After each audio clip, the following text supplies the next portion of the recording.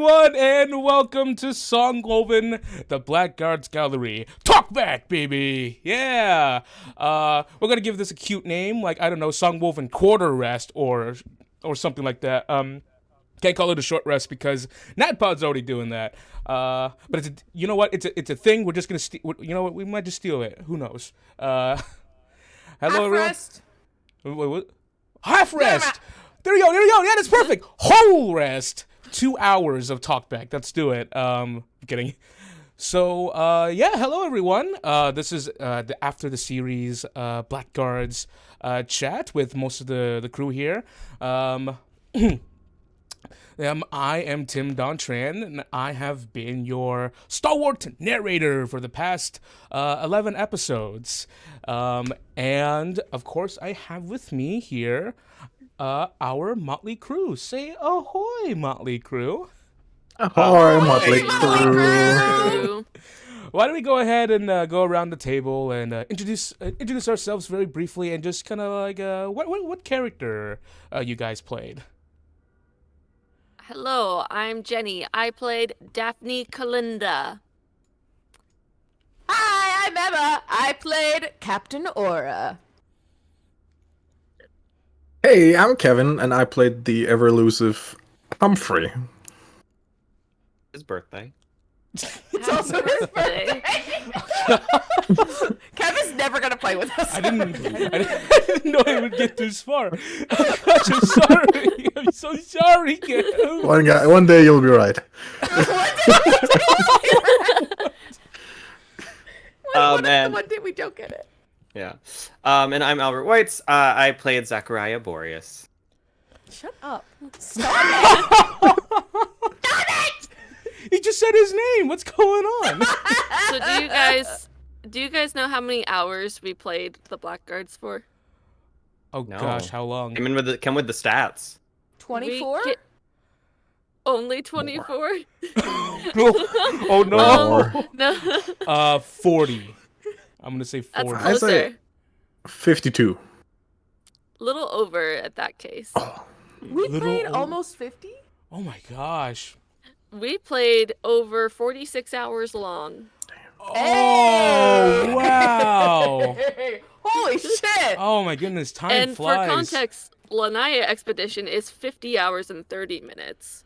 Oh, so we're so almost far. there. Oh. Yeah. Guess we got to record another episode. Oh gosh, epilogue episode. We're gonna do it right now. In fact. Just another 8 hours. Well, those two died. Originally, Blackguards we were slated for like 6 episodes, and I remember being so optimistic. It's like, yeah, 6 episodes, 3 hours each, we got it. And then the first episode happened, and I realized like, oh no, this is not, because the first episode I wanted to do the Captain Marzar thing. And it was going to end with the cliffhanger with Brando at the harbor. Didn't happen until episode 3. Yeah, And you were gonna have us fight Marazar too. Yeah, I did. there was a map and everything, but I'm really glad how like everything turned out and everyone had a good time, and people were very generous with their time, and I'm very thankful for that. But like we are much more knowledgeable now and how to set up these limited like anthology series. With no limits. With no limits. Because there was no way we would have had the time that we've had in 6 episodes, 6 3-hour episodes, I think. Because like the slow role play, the building of characters, and us building off each other, that takes time, and you can't rush that. Yeah, we actually have questions from our Discord pertaining to like time limits. One of them is from Giddy asking, how did you find creating characters for a limited AP run different from creating characters for a long form campaign? And then the follow-up is for you, Tim, as you approaching that limited campaign and how we made it work. But let's start with the players first. How it was different for creating a limited run as opposed to standard campaign that can run for years. It was different for Albert. Was it? Probably. I mean, you made a character to die. Well, I You mean, don't normally do that, right? I think it was more that I don't think my process for creating character was all that different because I did already kind of have the character in mind as it was. But I think the key thing with like a shorter run campaign, because Tim gave us like the breakdown of like, hey, you're gonna be sailing across the Bavarian Ocean, you're going to the Bandy Wallop. And I was like, okay, so I should tie my character directly to going to the Bandy Wallop.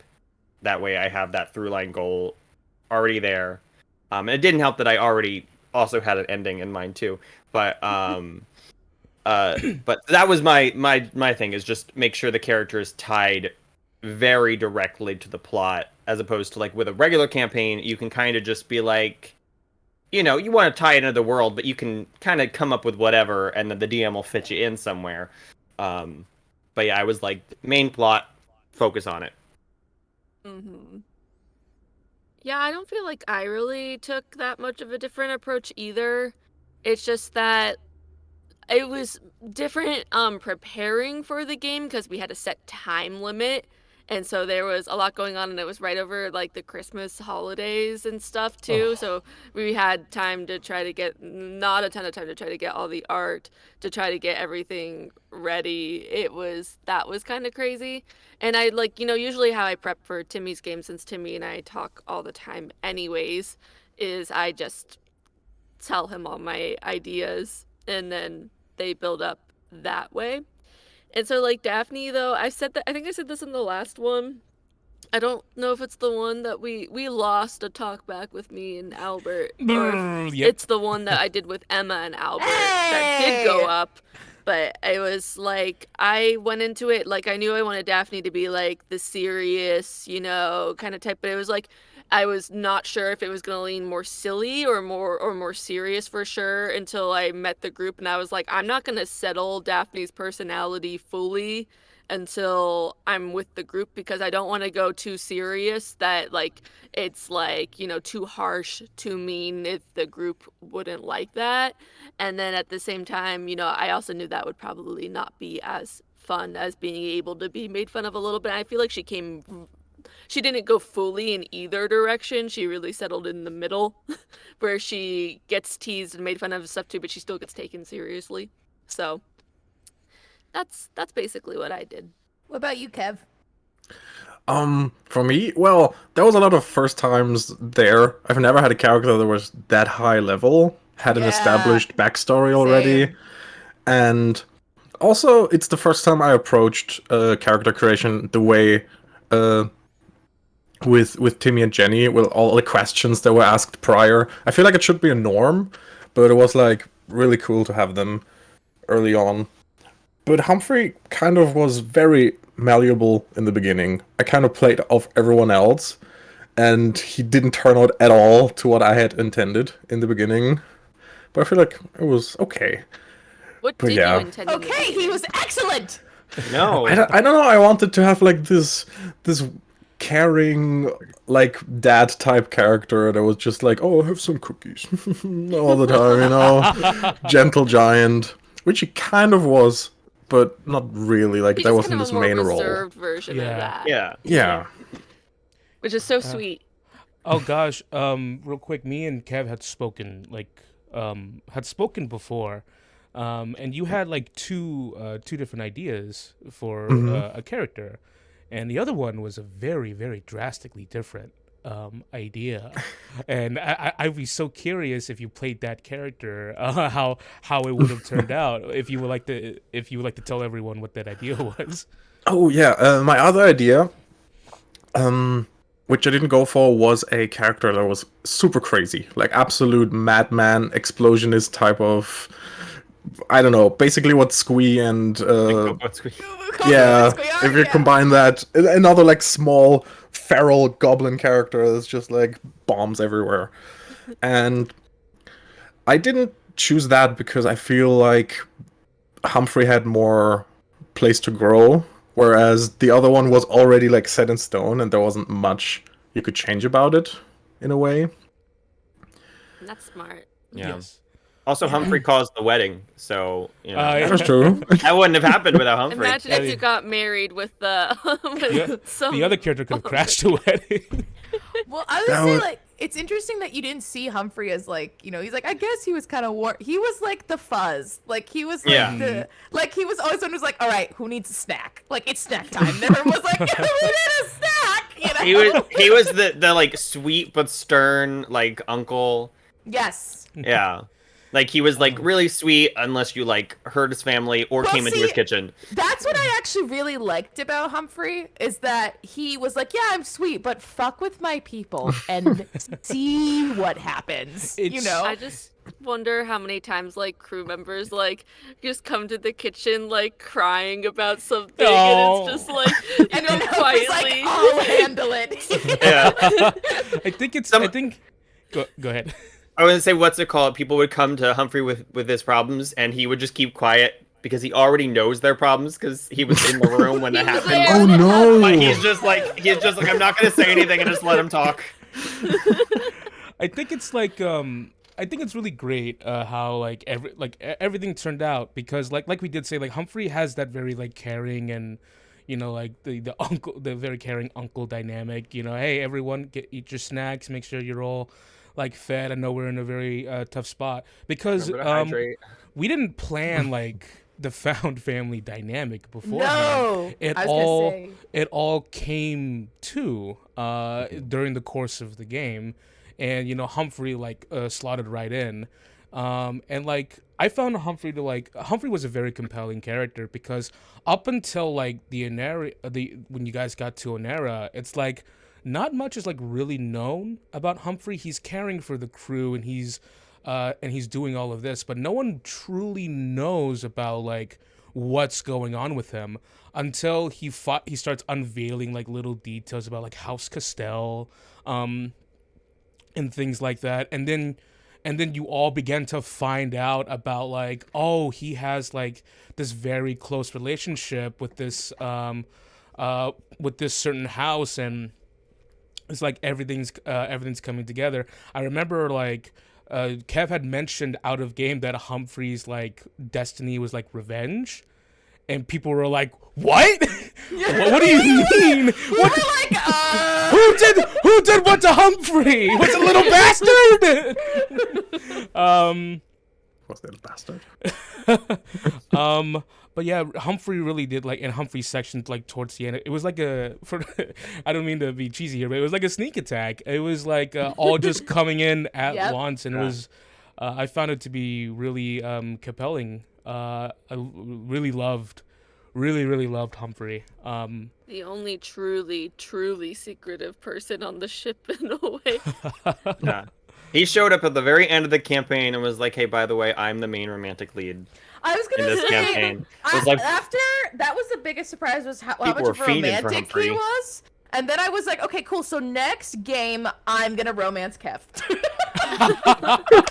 we've all tried. We've all tried, and we're gonna do it. Damn it. Oh god. All right, Emma, the question posed towards you now. I'm sorry. On that note, well, actually, what you were saying, like, so especially since we came in at level 9, back to the question of how did you find creating for a limited run, I think it's really important that the party has an established sense of relationship.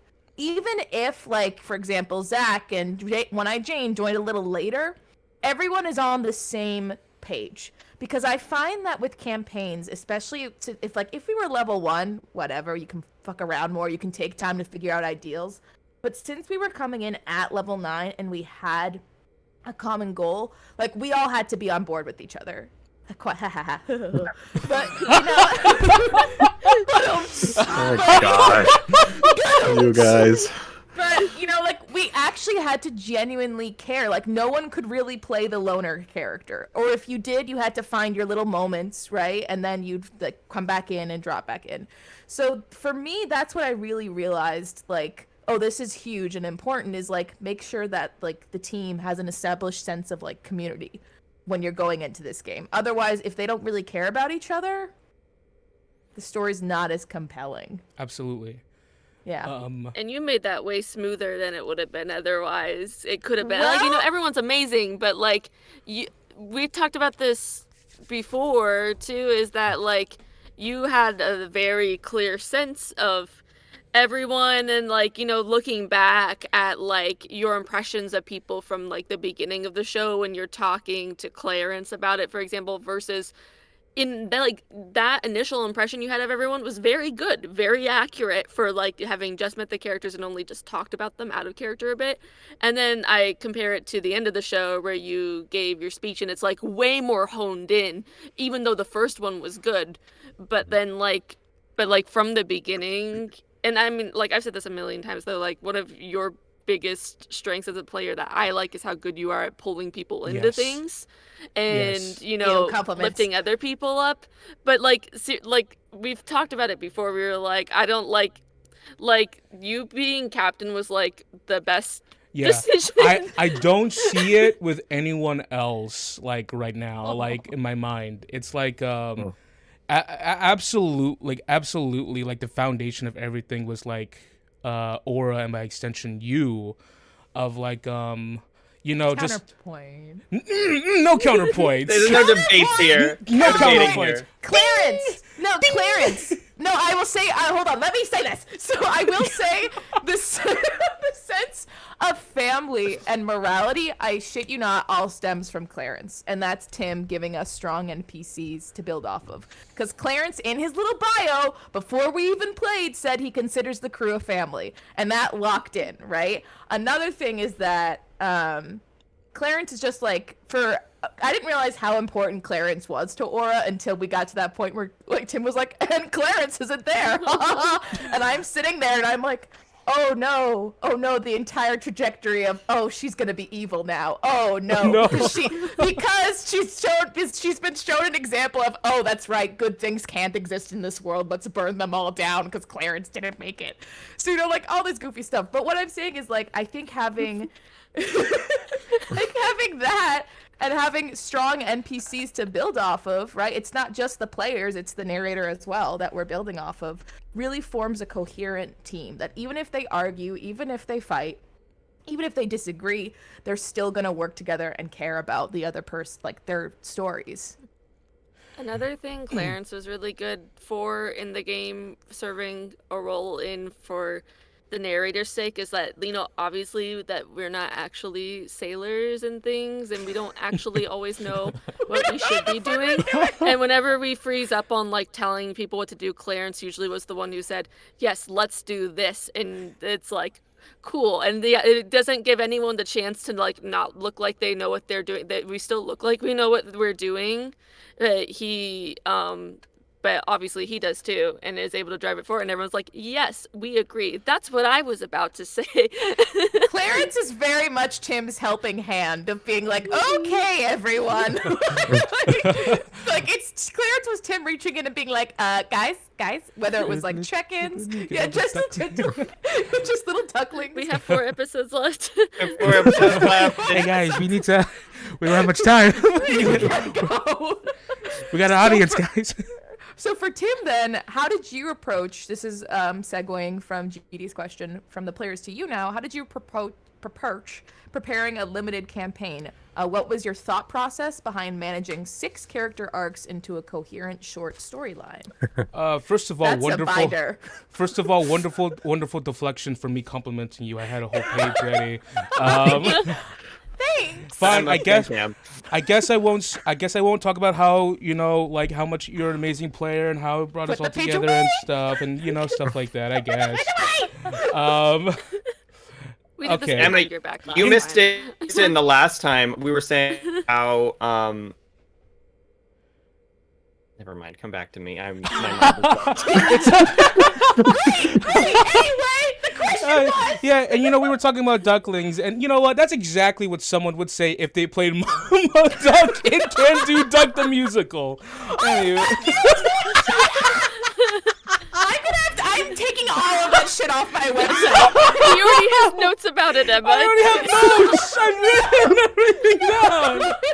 You got the receipts.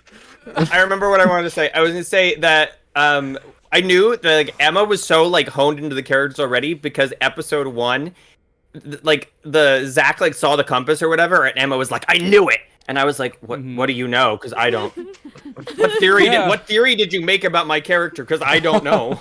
Emma is so attentive. To other people's characters. Like one time she got Jane into like the scene about like being the muscle. Yeah, you know, there's a whole page for that later.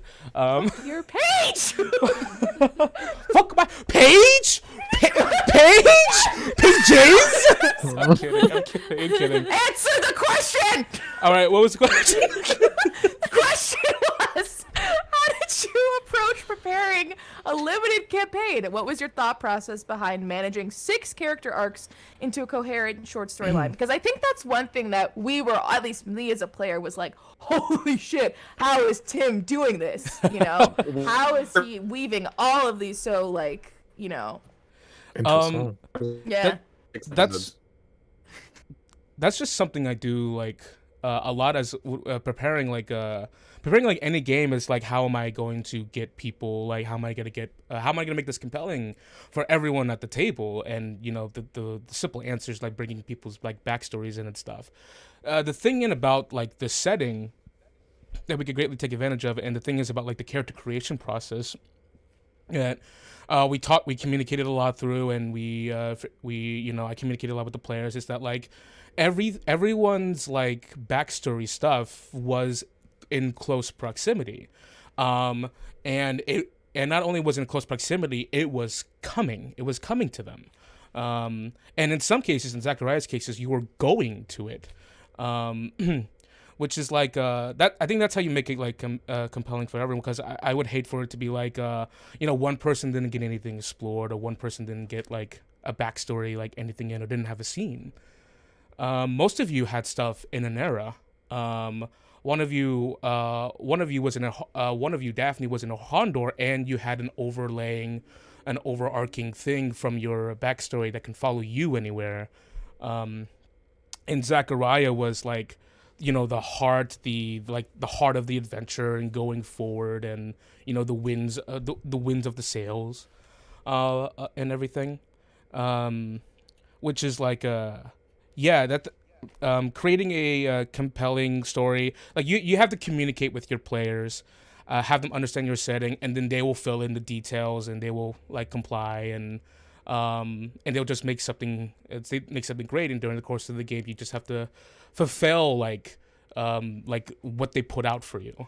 To talk up our sponsor once more, Lolo Advanced 5th Edition, the Destiny mechanic I think is really good for DMs, to give them like here, this is what I want on a silver platter. Yes. That's a good point. Not only for players but for narrators as well. I think I talked about it last time, or I don't remember when I talked about this. It was one of the times. But that like I really like how Destiny works, in that like, you know, a lot of us in this group are actors and things, and when you're learning how to act, you talk about what do I want. Yes. And when you make D&D characters, that comes naturally too. It's what does this character want? Yeah. And that's like a very good thing to have when making a D&D character, just to know what kinds of things your character wants. And I like that Level Up A5E just builds that into the system, so every player ends up with that no matter what. Mm-hmm. You don't have to like actively think about it and know what you're doing. You're just following the steps, and it's baked into the mechanics with the inspiration and stuff, which is super fun. And I really like that. I feel like it's very helpful. It also helps include a way to as well, because you can change it and switch paths. Is that, am I not coming through? Oh, okay. No, you are. You're just gonna. Oh, okay. Here, wait. But yeah, I was gonna say what's they way to switch it up. So, you know, at a certain point, my character doesn't want that anymore. Pivot directions, go doing a new death kind of thing. Yeah. It's always nice like having a small like set of like sub objectives. I was about to say exactly the same thing, Tim. It's really helpful. Yeah, it's really nice, and especially if it's like to guide your character, and such, and like you can figure out how you want to do it yourself. It's really nice to have, even though like the major things is like, you know, in your head, and what you want. But the ones that give A5E just all serves that, and it's all really good. And real quick to answer the back half of the question, I answered the other half. How did I prepare for a limited run campaign? The thing is, I didn't do much different. Even though I totally should have. I'm still very much in the learning process. I made all my notes. And everyone here can attest. There were like half the lore that I gave them, and the characters, NPCs we never even got to see, because in my mind I didn't have like a very strict set of like events. It wasn't as linear as I thought it would be. Because I had left the sadist boot up to be like, yeah, you guys can go here, you guys can talk to these people. Here's stuff over here that you might be interested in going. In reality, like we didn't have time to do anything, and when the plot said go, they went in direction away from all the stuff that I like over there and prepared. Can I cut in real quick because this is quite literally Andy Warped Films had asked a follow-up question at his own question, which was any moments or ideas you didn't get to use, and that's kind of tying into what you're saying right now. 1,000 things. 1,000 things. 1,000 things. The rapid fire, like, oh, there's gonna be you guys were gonna meet a dragon turtle, the one that met Zachariah. His name was Cragmon. He was a sweetie. You guys wanna fight around him. I will say that the turtle smile was not planned at all. I made it up in the middle of the campaign, and it made sense in the midst of it. There was you know the scene in Pirates of the Caribbean where they were in a whirlpool and all the ships are like fighting and stuff. That was gonna happen at Honlusa with you and Orhondor and Anera. That was shit. And there was gonna be sirens. Honlusa I originally planned like, oh, this is gonna be like a multi like session thing. There's gonna be like a dungeon. There's gonna be like sirens and riddles and a sphinx or whatever. The armor at the bottom that you guys fought before you got to Brando, that was the Holy Knight, like in charge of protecting the tomb. Didn't get to explore that. I had no clue what that was. Yeah, there was a ton of stuff. But we hit like the most like compelling stuff, which is like everything tied to your guys' backstory. It's like and I'm never get beaten up over stuff that we missed, because the stuff that we did do was absolutely amazing, and everything else is just extra. Season 2 or later too. A thing I wanted to explore actually during the course of the game was who exactly framed Humphrey, and that's what Kato was there for actually. But we just we didn't get into it, and I think you told me afterwards like Humphrey's destiny was a revenge, but he is like satisfied with his current situation with Eliza going with them, that he doesn't feel the need to have revenge anymore. So if he feels fulfilled, he feels fulfilled, and like so we can save that storyline like down the line, I thought it was Lord Castell. That was just my theory. We'll see about that. One thing I noticed too with how Timmy was, playing the NPCs and things too, is like you said, you like prepped it like a normal game, and I could tell from the document and things. But like in a normal Timmy game, those NPCs would like be very fully realized in the game. Like there's a lot of NPCs that we saw like once or twice that in a normal Timmy game we would probably have talked to for hours at some point, like he does. That's like one of his things he does really well, is like when you have a central location playing many NPCs in that place, and it's like, oh, who are we gonna hang out with today and stuff kind of. And so that was one of the craziest differences, because I saw these characters and I was like I know that they had a lot more to them and they were deeper, and I know what got shown was just like very surface level quick with them, like Ordelia, for example. Was that her name? I'm so fascinated by her. I loved her. We saw her once and I was like, I need to know more. I need her to say She's more so weird She's shit. so fun to play. One of, like I think she only showed up like twice, like Like, actually like like in twice. character, and then she Yeah. got mentioned a couple times because of time constraints. a lot of NPCs are typically like when I make an NPC, I typically want them to serve the narrative or like a character in some way. Brooke was I didn't know Brooke was gonna I didn't know Jane was gonna immediately start going for Brooke. Brooke was just gonna be like Set a them up. rival. I was to say, Andy also asked favorite NPC or PC NPC moments. This can tie into after you describe the Brooke thing. Yeah, Brooke was made for Jane as like a rival, as like a parallel because they're both in the same situation, and perhaps they both have something to learn from each other. And then they started doing things, and Doing things. It was so perfect. I loved it.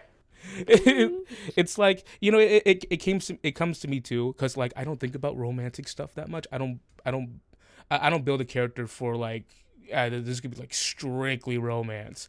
But like in the moment, like when Jane confessed to Brooke, a new part of playing Brooke came to me. I was like, yeah, Brooke only likes women. And it really works out. Marshmallow and Nania were built for Jane. They were Nania because both of their backstory, like their whole ordeal, their whole story is about like no matter what form you take or no matter where you come from, you can always build a story for yourself. You can always be a legend, or you can always just become who you want to be. Nania's family, she came from like a tribe of warriors. They completely abandoned her because she was too weak. They were walking through a snowstorm and she was walking way too slow, and they just kept walking and just left her there. When she was like a girl. Marshmallow was a warrior who had died and was given life when John experimented on him and put him in a cat's body. And instead of like oh no, I can't do anything now, I'm just a cat, he's like, no, I'm going to take what I have and still live the life that I want no matter what's being presented to me. Marshmallow came with us all the way to the final battle. Which I didn't he kept going like, why am I here? Whoa, this is crazy.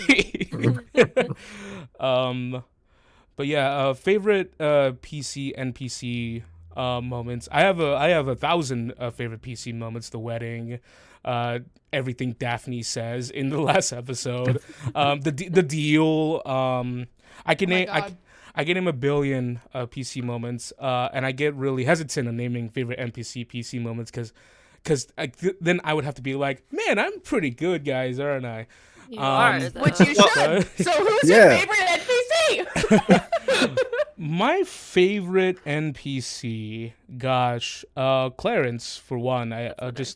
He's mine too. Yeah, Clarence comes so easily to me, and he's very like fostering a good community, which is what I would love to do. And I love how people kind of like listen, kind of like also fall in love with him.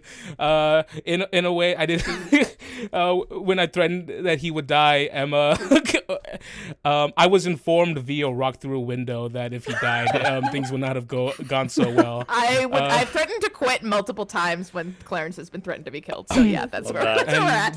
One of my favorite NPC moments was Clarence speaking with Jane. That one time, Clarence speaking with those one like Clarence talking to someone moments. They're always really nice. The one in the beginning with Zachariah, when Clarence talks about his former love to Aura. Lolita. Lolita. 3 times on the tongue. It's very. It's so very.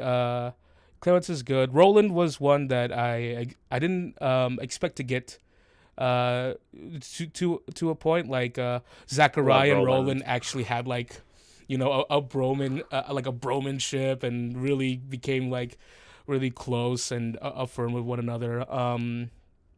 Yeah, I just there's so much. There's so much to love there. I'm glad it's all recorded.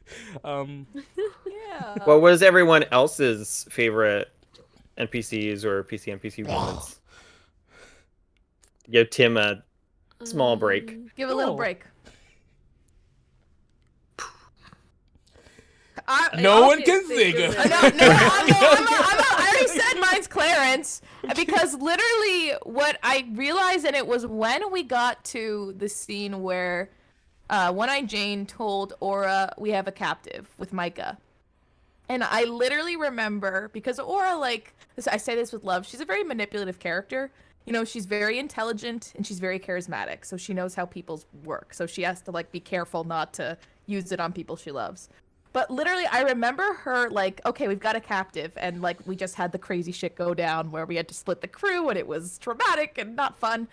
I remember as Aura, her going through... you had fun. You were fine. Going through as Aura thinking, okay, so we've got to break this guy emotionally, you know, got to make him uncomfortable, got to make him question, like, going through, like, literal torture. And as because she's a chess player, and then she's always thinking, okay, what's her next move after that? She was thinking... okay, would Daphne be okay if I tortured him? Daphne would be fine with this. Okay, would One-Eyed Jane be fine if I tortured him? One-Eyed Jane would be fine with this. Would Humphrey be okay? Humphrey would be okay with this because of everything that happened. Would Zach be okay with this? Zach might be like a little, but he'd be okay with it. And, at the time, I wasn't sure. I wasn't sure because Zach just came out of a really, like, tense moment. And I was like, I don't know, I think Zach would manipulate the guy, try to get some information out, and then probably just kill him right there on the ship at that time. Either way, he was not happy at the time. He'd be down for the torture, is what I'm saying. And also, Hiljan would not even he drowned a man. Like, Hiljan would not question it. But as Aura thinking, like, okay, I can torture this man and get the information I need. I literally remember an image of Clarence popping into Aura's head, just like looking at her so sad. And, like, shaking his head and saying, like, that's not who you are. And that's kind of how Aura is able to keep her morality and her goodness, is because of Clarence this entire campaign. Otherwise she'd be, like, kind of like a little bit of a sociopath, right? So anyway, that's my favorite character at the end. Halflings. Those tiny psychos. I thought of a favorite character NPC moment, not with my character, though. But it's not on that level, but Brooke mounting Jane is one of the best moments. Oh, also, yes, favorite NPC is when Brooke when Jane told Brooke, I don't have to be strong around you. That broke me. That broke me in too many ways. I told Kendra afterwards, I was about to say the same thing, and then Kendra just said it right there. That's why it landed so. It's like she stole her. It's like she just took it, you know. And we were just both on the same wavelength, because Brooke was gonna say, like, I don't have to feel strong around you. It was really crazy. And, you know, it just shows you how effective when you build a character to parallel someone, how it just kind of like really clicks. My other moment that I'm also not a part of, but that I liked because it happened so early and it showed that the other players were leaning into, like, you know, what I want with, like, my character and stuff, and that other people were willing to build that up, was that Zachariah talking to Deacon early on and being like, wow, you are way dumber than your sister.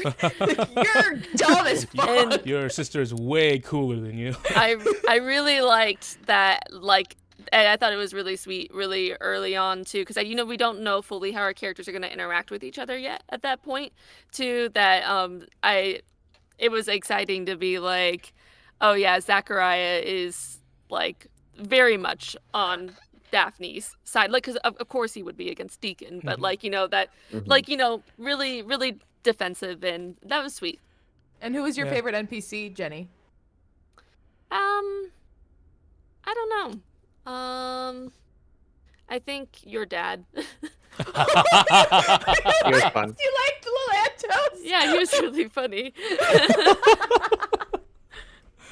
It was good. Bedroom sandwiches. Better. Oh my god. What about you, Albert? I mean, Daryl. I love that little boy so much. She's such a cinnamon roll. Who your favorite is? He's such a sweetheart. I just love him. Also, like Tim also gave me like fucking how much like backstory stuff that I got to read, and I was like, oh, I'm so excited to meet this little guy. And then for the viewers who didn't get to see this, right after session 3 when the warning bond thing happened, before session 4 where we actually got to see Daryl more, Tim wrote up this wonderful little like mini like diary entry kind of essentially from Daryl's perspective of like what he went through since they got separated and where he's at now. It also foreshadowed him like throwing the powder and stuff into Deacon's face and whatnot. Showed him like collecting that. And just there was so much in that was like so wonderful, and I loved him. And it also gave me so many ideas because I think at one point in the in that little story, he said that they never had a last name. He's been waiting on Zach to pick one out for him. And it was when I read that, I was like, okay, got it. Gotta propose at some point during this campaign. And then I think it was like around that time that Kev also had messaged me and was like, by the way, I have ceremony. And I was like, noted. We're good. I just gotta find a time. And then I just kept trying to kept trying to talk to Armin, but things kept happening, so it didn't happen for like a while. But yeah, there was just Daryl is a little sweetheart. I love them so much. As far as my backstory characters that I liked, honestly, I'm a big Eliza fan. I thought her and Humphrey were so sweet, and I'm so excited to see where Eliza goes from here.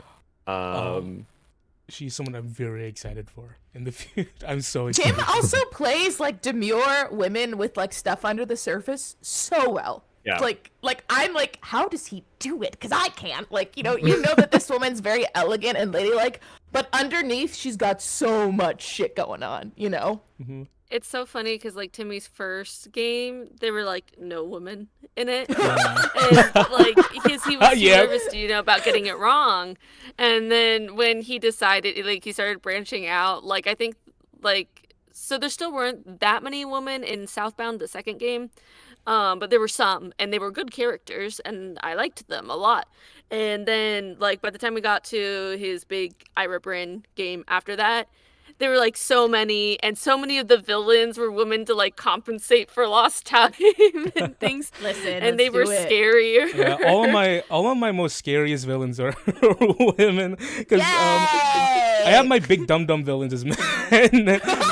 Like, yeah, I'm swole, my guys. Yeah.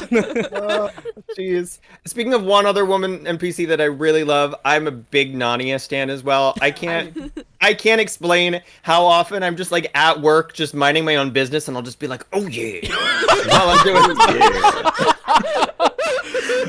It'll just pop into my head. Oh yeah, I'm gonna get you. She's impeccable. And then Kev, for you, Pex, literally. Yeah. Who's your favorite NPC and your NPC PC moment? My favorite NPC, I feel like it's a bit of an underdog and hasn't been appreciated as much as they should have. I think that NPC was there all the time, even though no one noticed them, and it was Chai. Chai, he was always there. Really? But I was amazed how quickly Chai unified us against him. Yeah. Quicker than Brando. I've never seen so fast. It's like everyone. Humphrey even was like, "Shut up, Chai." I feel like I'm drawn to characters with fruit names. Yeah. I was thinking it was Sir, not on purpose, Sir Kale. It's not his name, but that's what I have in my mind. Sir Balasong? Sir Balasong? Why do I have Kale in my head? Kato. Kato Balasong. Was he Sir your Balasong. favorite? I think so, yeah. I think he was just Boreas. badass in general. And he also, like, for Humphrey, imagine if you're like thrown out of your home basically, and the only person that there's one person back there that still remembers that you're right, or that you haven't done anything wrong, and you face that person and they tell you I haven't done anything wrong basically, and I trust you. And that was like, I feel like that was a nice thing, very very nice thing. And my favorite interaction, there were so many, it's crazy. I really love the interactions between Daphne and her patron. I don't know, just the whole. You're just like big demon lady. Maybe. No, actually, now that I think about it, my favorite interaction was very early on with Captain Aura and the captain of the Rustnauts. Oh yeah. Because So that was my first time seeing Emma playing, and I remember I was so amazed. I was like in a trance. I was like, oh shit, that's so Yeah. cool. that whole time and afterwards, Kevin and I were just like, wow, Emma's so good to each Yes. other. Yeah. Messaged each You other. messaged me during the Yeah. during the We very were just, session damn, going, Emma's oh my God. amazing.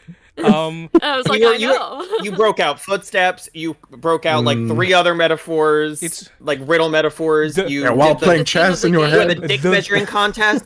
the vindication So good. of having people watch Emma play and be so impressed with her. It's like, yes, she's so good, and more people need to know. See, that's what I was gonna say about. So Jenny used to say to me all the time. Don't she's like, deflect. Don't deflect. No, it's connected. So Jenny used to say to me all the time.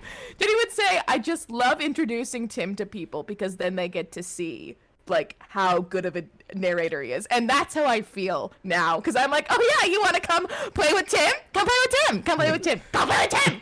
And I in want terms, everyone to get to. and then in terms of Jenny, it is such an honor and also fucking terrifying to play with this woman because she's so smart. Like Daphne this entire game, especially with the demon deal where Jenny and I just came out of another campaign where we're like, we can't handle this anymore. My character died. Her character From a died demon with the deal. demon deal. Like, it was a warlock. We're just traumatized from it up the wazoo. The fact that it's just like, I don't know how Jenny does it. It blows my mind. It blows my mind. I just loved anytime anything happened. Jenny just like pulled out like a giant notebook and was like, "Here's the lore. Here's what this is about." I know everything. No, yeah. The thing with Delphine is like too. I was like, when I made Daphne, I was like, the patron doesn't matter, not involved. I had a very specific set of characters. Well, like one character, because I knew that's all we'd had time for.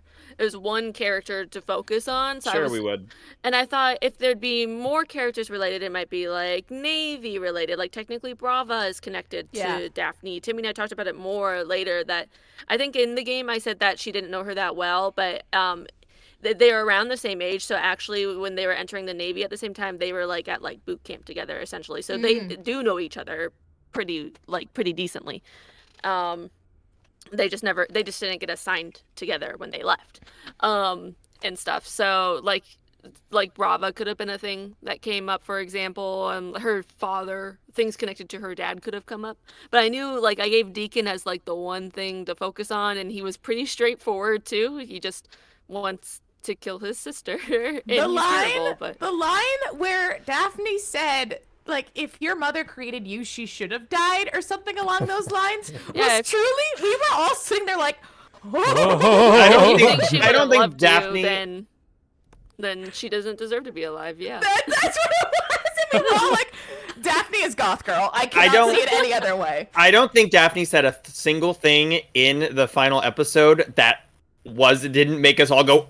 Oh yeah, exactly. I don't think she said a single word that wasn't like that. 7 It was hours fun of looking no back at the misses. chat.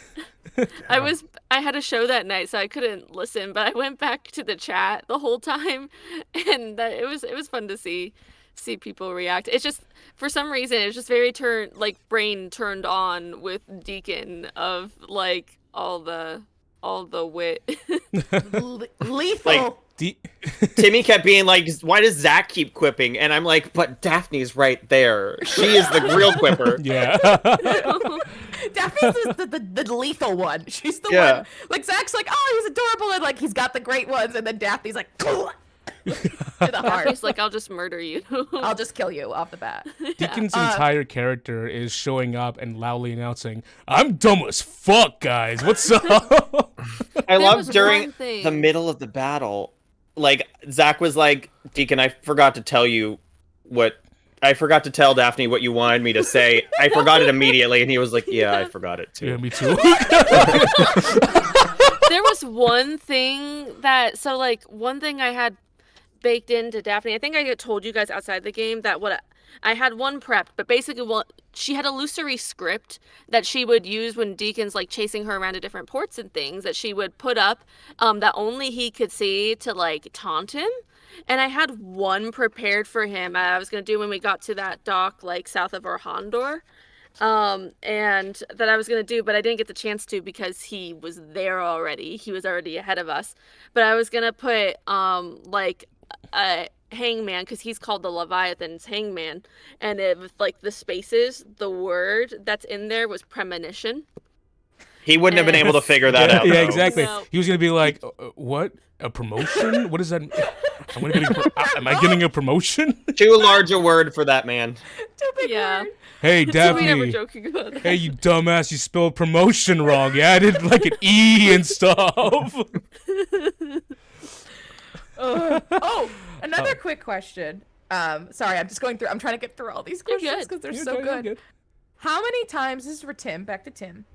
How many times did players surprise you with solutions to obstacles? This is also from Warped Films. I'm always surprised, and I love being surprised. I love being surprised by my players so much. The thing is, like with Jenny, like it's better to like tell me like things and stuff. Like you guys have plans and stuff. Because I want to help make your plans work. And if you surprise me with it, like it might not go as well, and I have to fumble. And it's like, oh, it might not go well, and plus, like I didn't plan for it, so maybe gosh.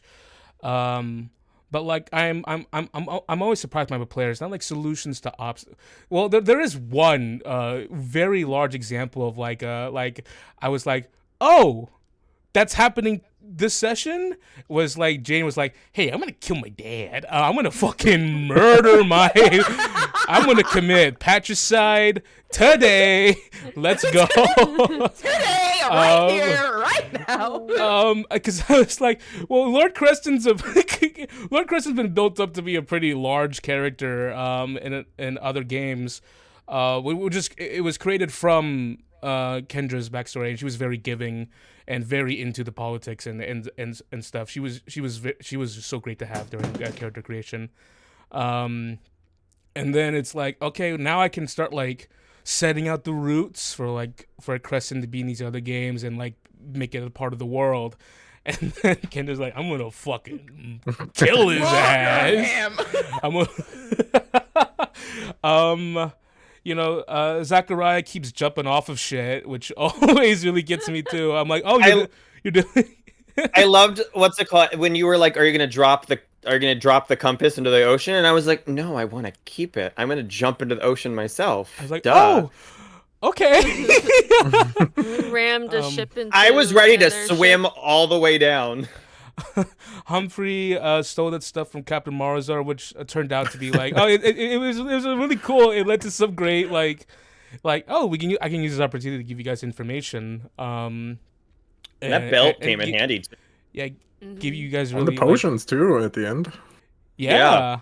It really did. It really did like carry out throughout the things. The thing is, like, as a DM, like, you want to make your like players' actions like matter. Like, drop your information and give them like good bits. Make their decisions matter. But yeah, I constantly get surprised by my players' decisions, and then I don't know what happened. I did something to myself that I was like, what? Why did I say that? It was like, hey, let's pick up this ship and use it as a pendulum into the other ship. And after I said that, I was like, "What the fuck did I say?" It's contagious. Blackguard's energy is contagious.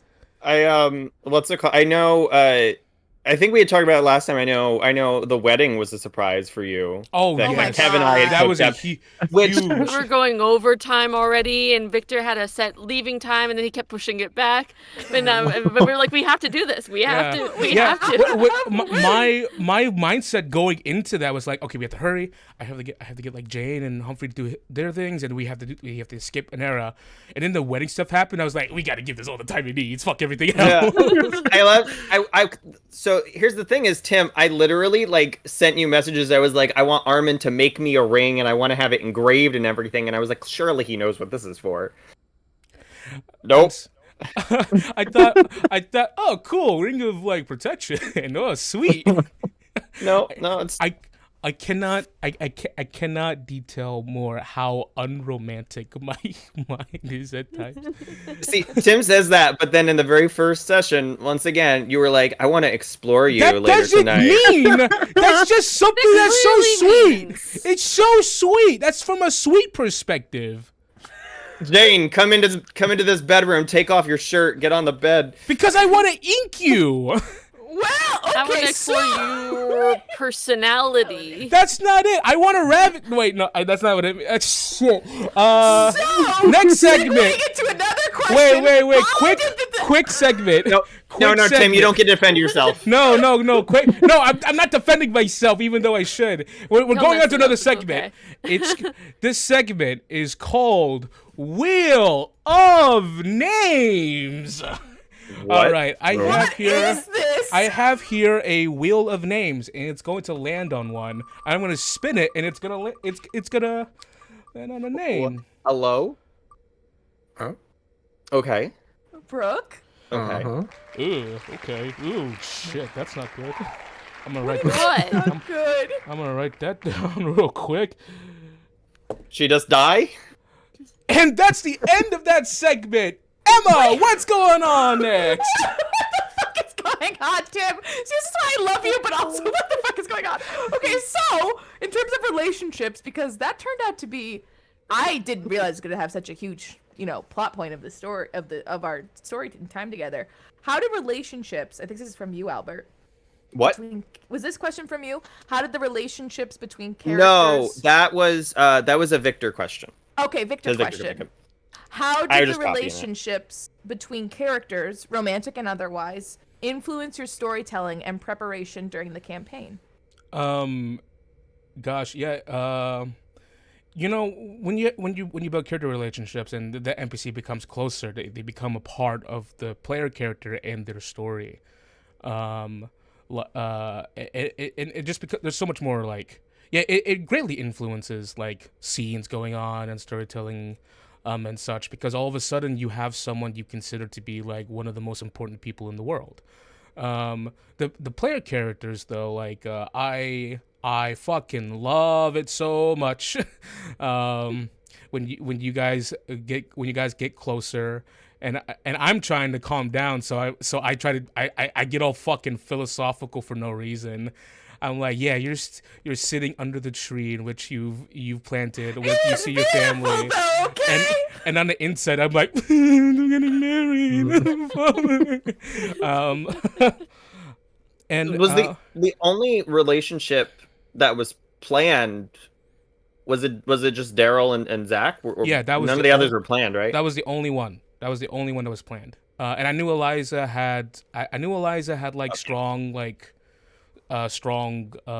very like I would not call it like attraction, like immediate romance. It's not that at all. It's just a very strong feeling towards Humphrey. Confusion, anger, but mostly like confusion towards Humphrey. Then it got cleared up, and it's like, okay, you're giving me a way out. I want to take it. Can I slide in really quick? Yeah, you can slide in The whole anytime, thing- Kev. The whole thing with Eliza, during the whole game and character creation, I never intended for Eliza to be a love interest. And I don't think she is, still. Huh. And But the thing is, I talked to Timmy about that. I wanted to try out this romance thing in D&D. You know, just try it out for once. And You ran away the from whole me. time he told me he was going to make me work for it. So I was like, so it what like it. I was guessing if there was a character that was intended for Humphrey. So I wasn't sure. Maybe is it the demon mommy? Is it Narnia? Because she was talking about beef. Is it her? Humphrey I don't knows where know. the beef is. He's in the kitchen all the time. Yeah. Unfortunately, that goal was a little disadvantaged by how little time we had, because Yeah. there was a lot more we could explore with NPCs and stuff too. Mm-hmm. Eliza is someone I'm very excited to explore in the future. I can't wait for you guys to see her, like, open up and really become part of the crew. I have this, like, very vivid idea in my mind of, like, one of her first signs of opening up was, like, she's playing cards with you guys, or, like, sorry, and you had to, like, Aura had to draw 4, and then Eliza's like, oh, sorry, did you just eat shit? Just, like, something like Wait, so Kev, I'm now I want to know more. So you don't consider there to be a romantic relationship between the two, I don't think there is. even though they kissed? we talked I think they're both confused in a way. yes. Okay, okay, fair enough. But I don't think it'll turn out like a relationship. Maybe it depends. I don't know what happens in season 2. Maybe, but from my standpoint right now, I don't think so. Are you gonna make a love triangle? This is gonna be painful. No. No.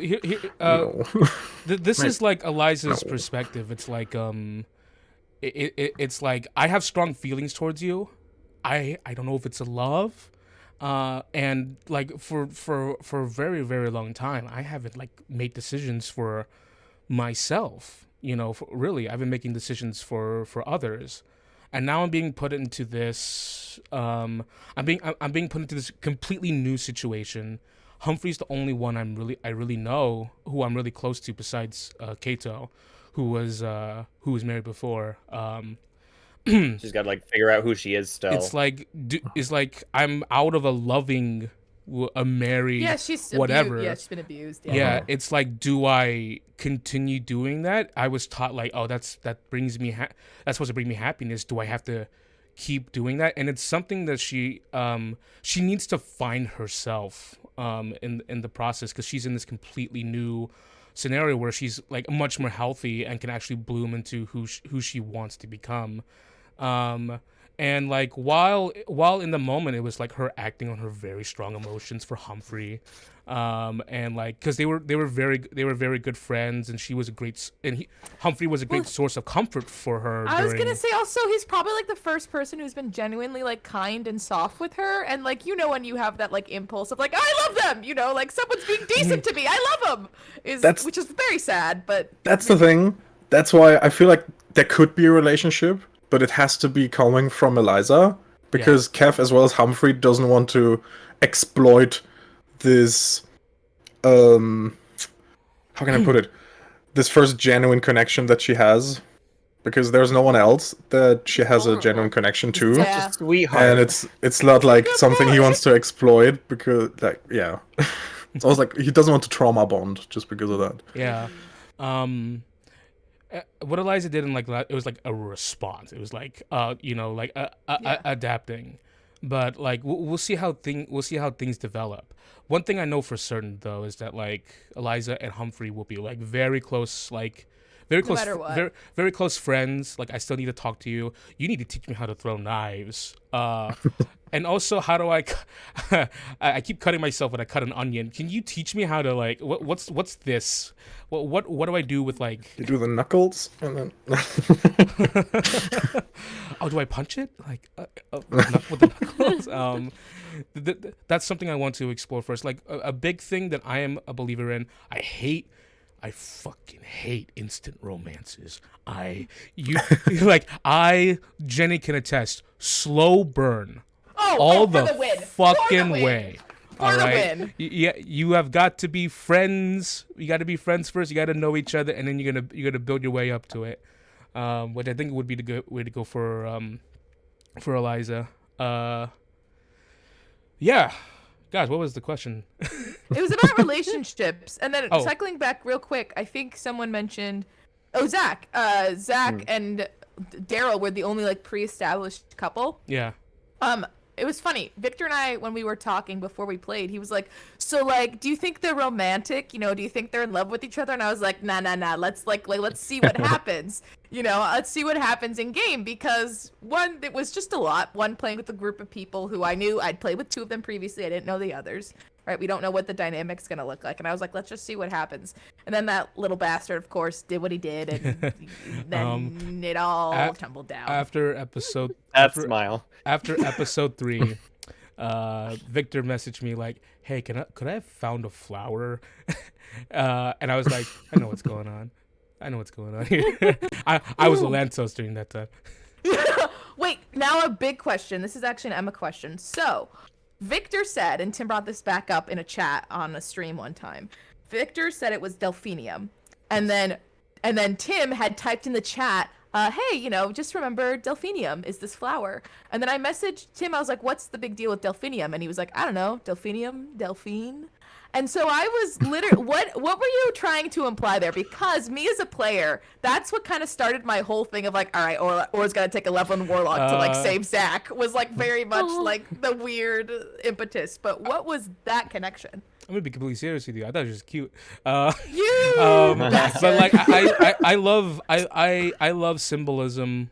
He loves gaslighting players. I love symbolism, and I love also being really sneaking in front of sneaking stuff in front of my players' eyes. I was like Emma was watching it. I was like, "Oh, the rat's a lich" as a joke. And I literally was watching it back to episode 1. He's like, "And the rat's a lich," and I was sitting there like, Timothy. I told Jenny this before, but like, oh gosh, like I do this all the time. I always foreshadow and symbolism and everything. I'm doing it more lately with jokes. Yeah, and jokes. And I wish we recorded our every time we play a game, because like I can call it back, because those moments are typically so small that like if I bring it up to you again, Jenny, you don't like of course you don't remember because it was so small. Fucking yeah, ring. It's just I looked up flowers that mean protection. Flowers that like when you give it to someone, it's like, yeah, I will protect you for the rest of your life. And hey, it's delphinium, which is like, Delphine was vowed to give give Daphne power, and I'm in a way supposed to protect you for your life. So I just thought it was a very nice like symbolic like writer's room. Like, only 2 people will get this if they Google it kind of thing. Aw, this is like just a connection thing. That's good. Yeah. That's not malicious. Yeah. You sneaked so many like little things in that we caught later, like the ring for warding bond. Daphne's still on her scry. One thing that I didn't catch until a rewatch was during when we were down in the little safe house. Daryl put his like hand on Zach's chest and was like, "I would recognize that heartbeat anywhere," or something. And then it was like, oh, he knew the whole time that Zach didn't have a heartbeat. He knew something was up because he's so smart. Yep. He's a smart boy, but he he didn't say anything either. Yep. Kept it.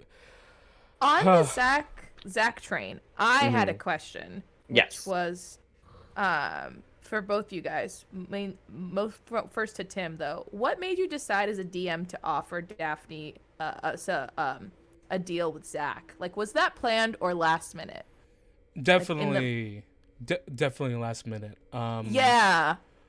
But I'll go ahead and state, because I stated this in the last Talkback, but it got lost because a gremlin went through my computer.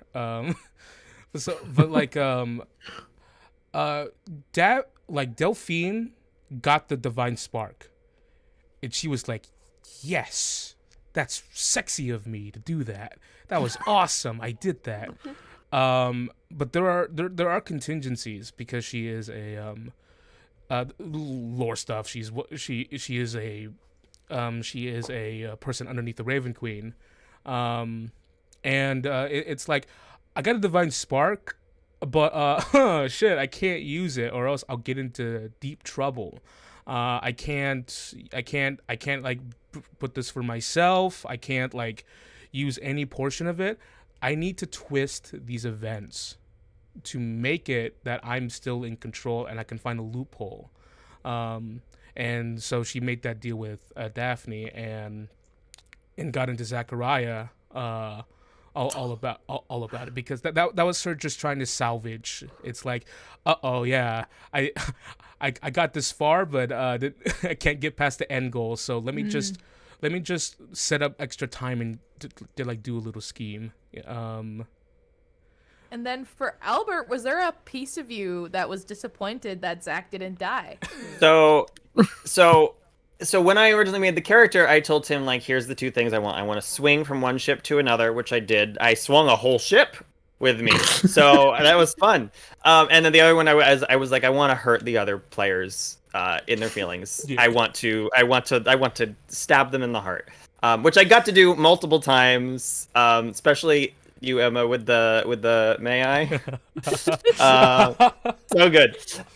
So I mean, I had gotten my goals, and I had prepped all this. Like, I had a whole goodbye speech, things I was going to say to everyone. I had everything planned out in my head how it was going to go down. So in the moment, the thing happened. Zach started to lose his memories, and he was starting to fall apart. So Zach was getting upset, and I was also scared because I was like, "Oh shit, I'm not going to get to do this because he's not going to be able to get to Daryl in time." And Zach couldn't remember anyone's name, so he couldn't tell anyone. Like, he couldn't. I was trying to figure out a way how to get Zach to tell Daphne to, like, "Hey, banish me back to the ship so I can have my final goodbye with Daryl."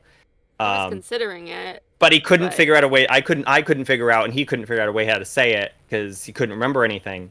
And so everything was happening way faster than Zach was ready for, because, like, he was ready to die. He had already made peace with everything. He had achieved the whole bucket list, and then it all was happening quicker. And he was like, "No, I had to do this one last thing. I had to say goodbye. But Daryl has to be the last thing I see." But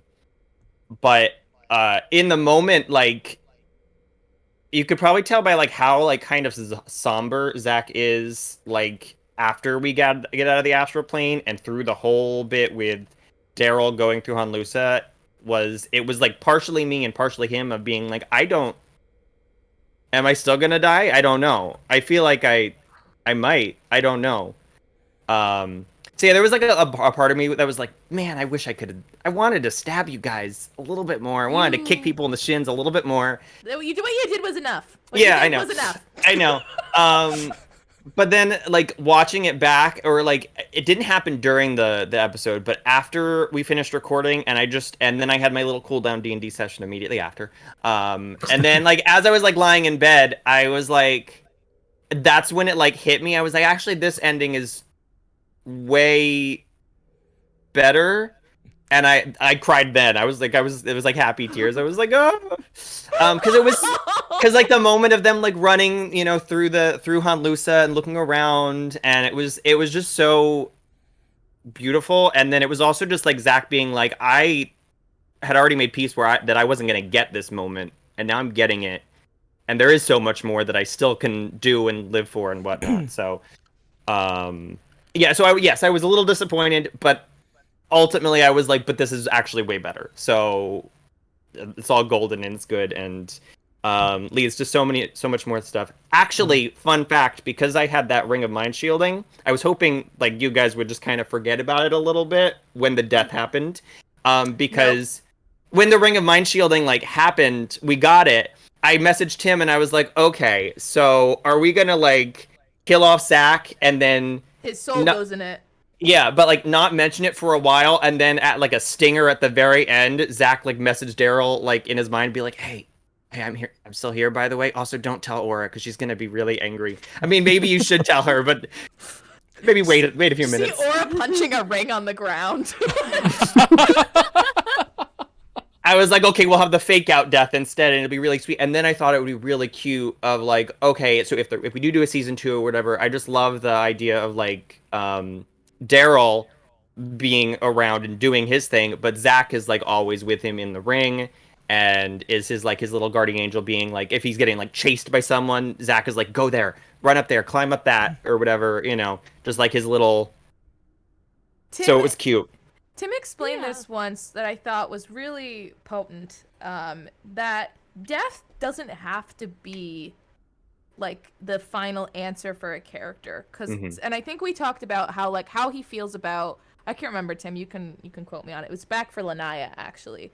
But it's something about like taking care of your players and like, because we want those intense, emotional beats. And I think like Tim brought up something like, you don't have to die, to get those deep try things other than death. I don't want to speak for you, Tim, but you know what I'm kind of referring to? I don't like death. I think we were talking about like, we don't like death being like the only stake you put in a D&D game, because people always talk about things like, when people say, oh, you don't like, you're very generous with your players in regards to like what kills them or not, doesn't that remove any stakes? It doesn't.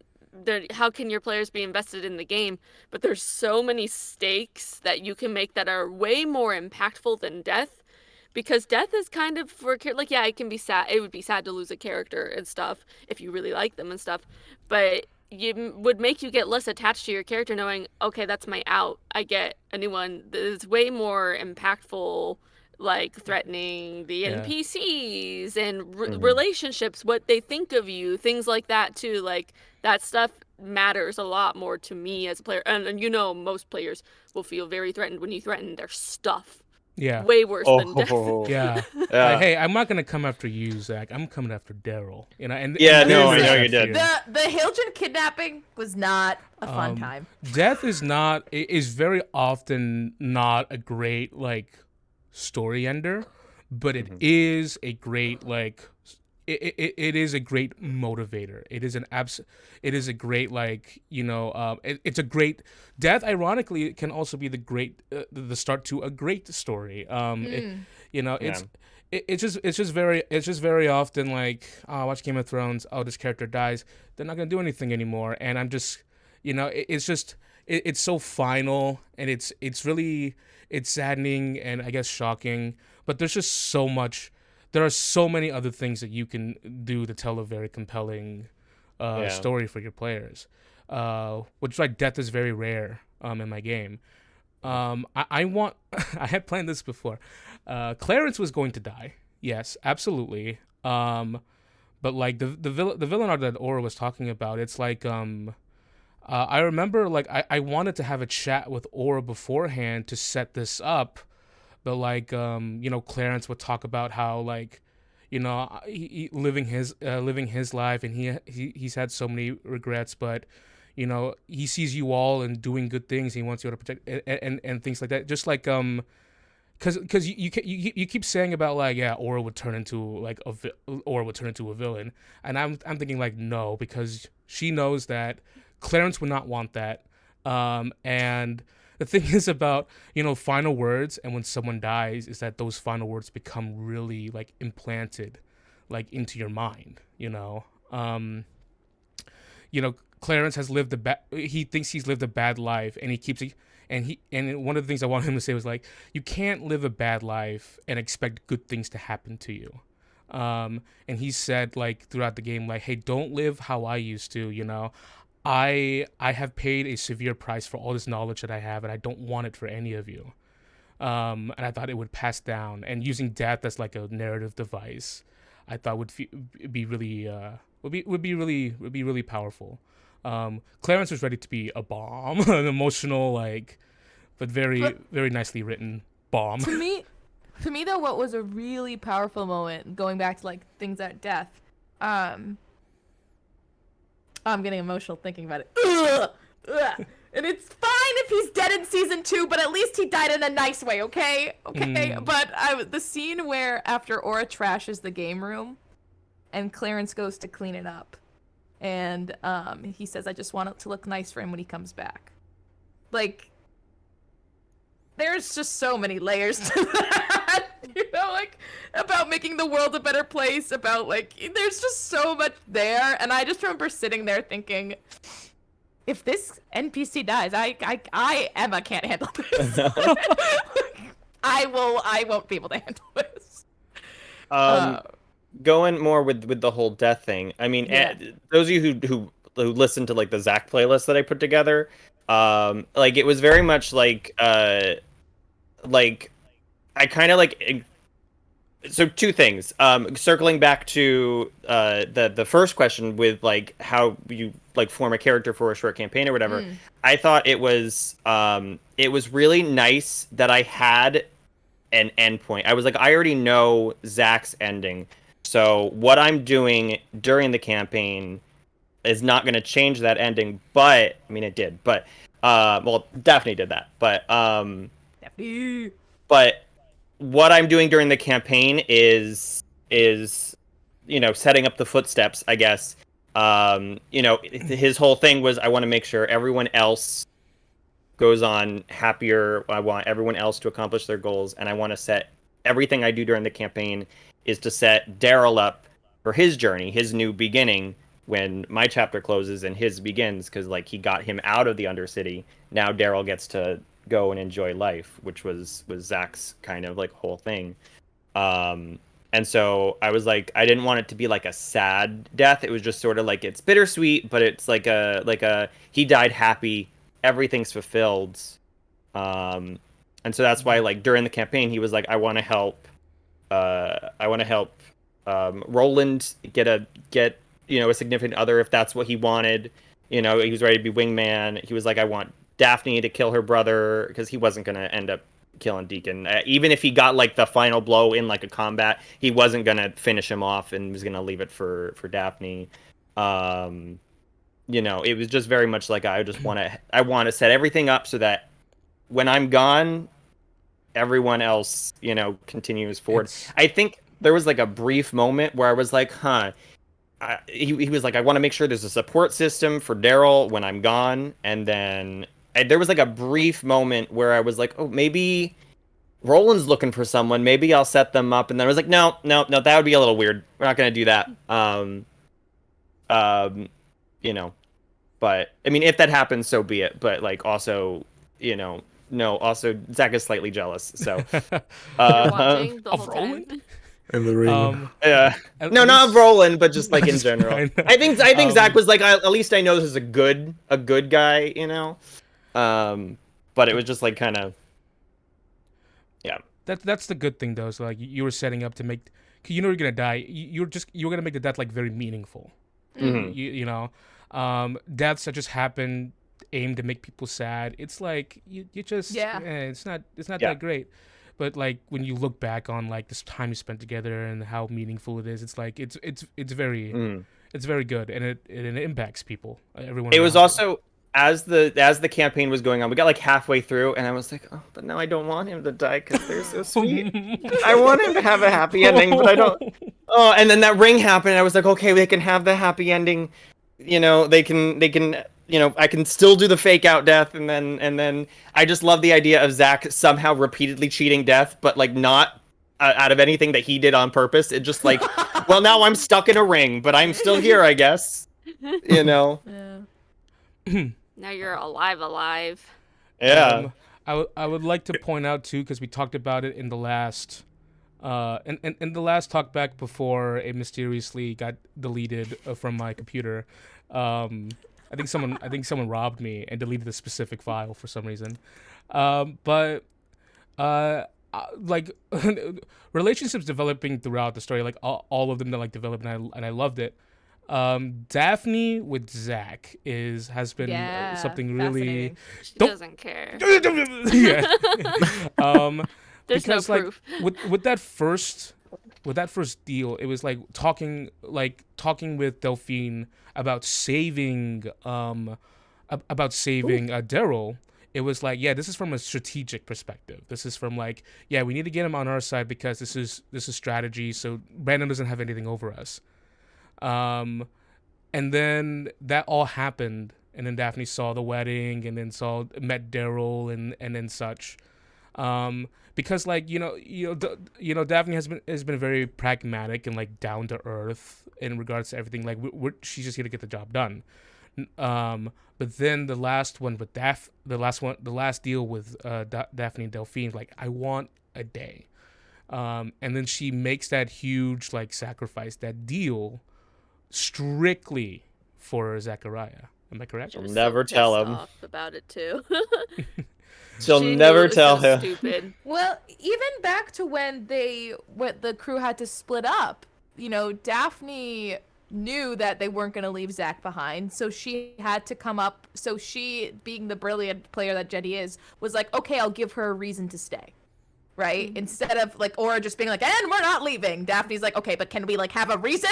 Like, why we're not just gonna leave him here? Daphne was like, I know what Aura wants to do, so I need to make sure that we do it in the best way we possibly can. And that's kind of like her thought process behind a lot of that Perfect stuff. first mate. That when she disagrees with Aura and she's like, okay, I think I don't remember if I said this out of character or if I said it in a game or something. She goes, a lot of times she'll disagree with Aura and think something that Aura wants to do is really dumb, but it's always worked out, and she just tries to make it work out the best that she can, even when she disagrees, because she didn't agree with going to the Bandy Wallop either, but she's like, well, we're doing it, so I need to get Daryl, because I do not feel comfortable with them having that kind of leverage. And out of character, I said this last time too, I think. Out of character, I remember feeling for a little bit too, like, is this even gonna, like, really make that big a difference, having Daryl over here? Aside from, like, I knew it would at least give, you know, you more time to, like, roleplay with him, which would be good, right? Because I knew there wouldn't be a lot of time for that at the end. I was like, well, that'll be sweet, but that's, like, not what Daphne wants, necessarily. Like maybe she does, but, you know, no, she needs an excuse. But... You know, like, so I was like, how big of a difference does this really make? And then when we got there and I realized, I was like, oh, he would have brought Daryl onto this island and we would have to deal with Daryl being in the middle of that fight would have been awful. That would have been That's why so terrible. I wasn't sure if he was gonna be there, so I loaded him up with like the death ward ring, and I was like, okay, that'll stop the first power word kill that goes his way. And then I have the counter spell for whatever I need to for the second one. Another thing we talked about last time too, on the one that got lost, was that, and like I didn't realize till the game was over, was that Zachariah and Daphne have a lot of parallels, like way more than you would expect in like their stories. And I mean, like, it became a theme of the campaign overall too, is memory, and it works out that your riddle for the first episode has to do with that too, with footsteps. But you know, we knew from the beginning it had a big thing of, like, you know, being chased, running away from each other, but from running away from our pasts and things. But what I didn't realize till like the game, like looking back on it really late now, is that the game is a lot about how we will be remembered, and how we remember the people we lose. And and it's very illustrated, like, you know, very well with Zachariah. Zachariah, I think, literally means like he who is remembered or something like that. That's the literal like meaning of the name. It like ties into every character in the game too, and the Blackguards as a whole. That ended up being like the major theme of the game, which is kind of crazy. That I just didn't realize till like late. I was like, well, and that I kind of realized after I figured out what. So I always had Daphne as Excellence Destiny. And I was like, but it's hard to like say what exactly is she trying to achieve, like exactly. I knew she's trying to spite her family, but like and the way she was doing that was by like trying to be like the best. Like that was back when she was in the Navy, she was trying to be the best. She realized that wasn't going to get her anywhere because she was too disadvantaged. So she said, I'm going to be the best, but as a pirate now. But like what I realized, and at first I remember I was like, oh, she probably just introduces herself as Daphne. She doesn't want to be associated with the Kalinda name. And then at the end of the game, she realized too, because she's not very self-aware either, but she realized that, no, I want to be remembered as Kalinda. I want to erase my family, and I want to be the only thing that's remembered of Kalinda. And I want to be well remembered of Kalinda, which ties into the themes of. I was gonna say, which ties into Jane's thing too, right? Yes. I mean, it's all replacing the family name with something better. with something with a good, making it good. Yeah, it's so fascinating. I do want to cycle back real quick because, just because I was rewatching that episode where they split. So in Good Society, which is another tabletop game, you can do things called monologues, which Jenny brought up, which is where you can pick a character and you can have them say what their monologue, like in their internal monologue, is at the time. I want to know what was going through Kev's head when we split, because he looked so upset and didn't say anything on stream.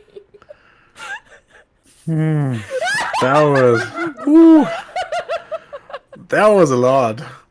Because imagine you just got reconnected with that character from a backstory, and then you gotta leave them behind, and there's also a dragon coming their way, and they're fighting another ship. I thought it was like a death sentence, and I had to choose between the greater good, basically. And I was like, okay, fuck, I guess. We talked about having to fight this damn dragon, and then Eliza and Daryl got to fight it instead. Yeah. They got their own story that they get to tell now. I will say, like, Kato was there and just like felt the dragon coming, and he was like, "Yeah, fuck." But I will say, like, I don't like cheap NPC deaths, like characters that you guys like. Like, they have, like I said, they have to be very meaningful. So if they're off screen, just take comfort in the fact that I'm not just gonna be like, guess what, guys? They got fucking badonged. Oh, they got acid into the ground. Much like Hiljan's character, though, Emma very much agreed with him, kind of acknowledging, like, oh my god, we all made it. Like, I think that was a moment for everyone when I was like, is anyone dead? No, everyone's okay. No one's like Zachariah still wasn't sure. Yeah, yes. And then, he was like, I used to have this clock above my head, and then the display blinked off, and now I don't know how much time I have left now. And even Jane said something, I think Kendra embodied, where she's like, I feel like there's something like wrong, and I think it's just like these characters were so prepared for the worst. They were so prepared for the fucking worst that when the good happened, they were like... I was hey guys, there's only like 20 minutes left. We gotta... there is no time for grief. We gotta go. Silently shocked when we were like falling, and your Timmy's like, you have to do something, guys. You have to do something. And we were like, what? What?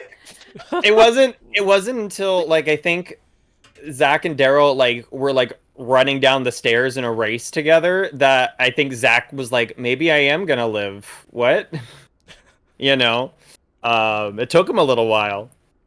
Can I just say, Albert? So yes. I think you played like the end where Zachariah was forgetting about everyone slowly but surely. I think you played that wonderfully. Like, absolutely breathtaking. You played that wonderfully, and also I hate you. Also, fuck you. I was I suppose the viewers couldn't see it, but I was in the chat, and I started at a certain point, instead of calling people by name in the chat, I just started saying like sister or mom or whatever. I just stopped using like names as well. I think at one point I was like, Kendra and I were like planning out our next turns, because I was like, I need to be. I was like, Aura just healed me, so I'm not at bloodied anymore. I need to be at bloodied so I can get that auto crit. If the eye is done and is donezo by your next turn, can you find a way to bloody me? I leave it to you how you do it. All right, you got this, sister, or something at one point. And then I saw Kendra read that, and she was like,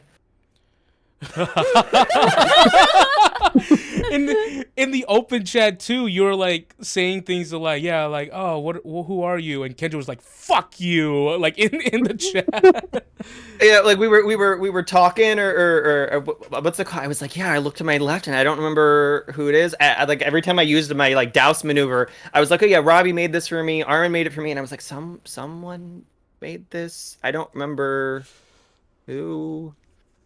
It was like, I don't remember any of these damn names. Also, I remember the feeling, but I can't remember the specifics. That was actually supposed to happen, like, that was the plan if Zach ever got... That was going to be, like, the original reveal that Zach is dead or whatever, was if he got, like, bloodied or whatever, he was going to start to forget his memories, and he was going to have a hard time. I had a joke planned where I was going to continue that bit with the Who's Captain thing, where he was going to look at...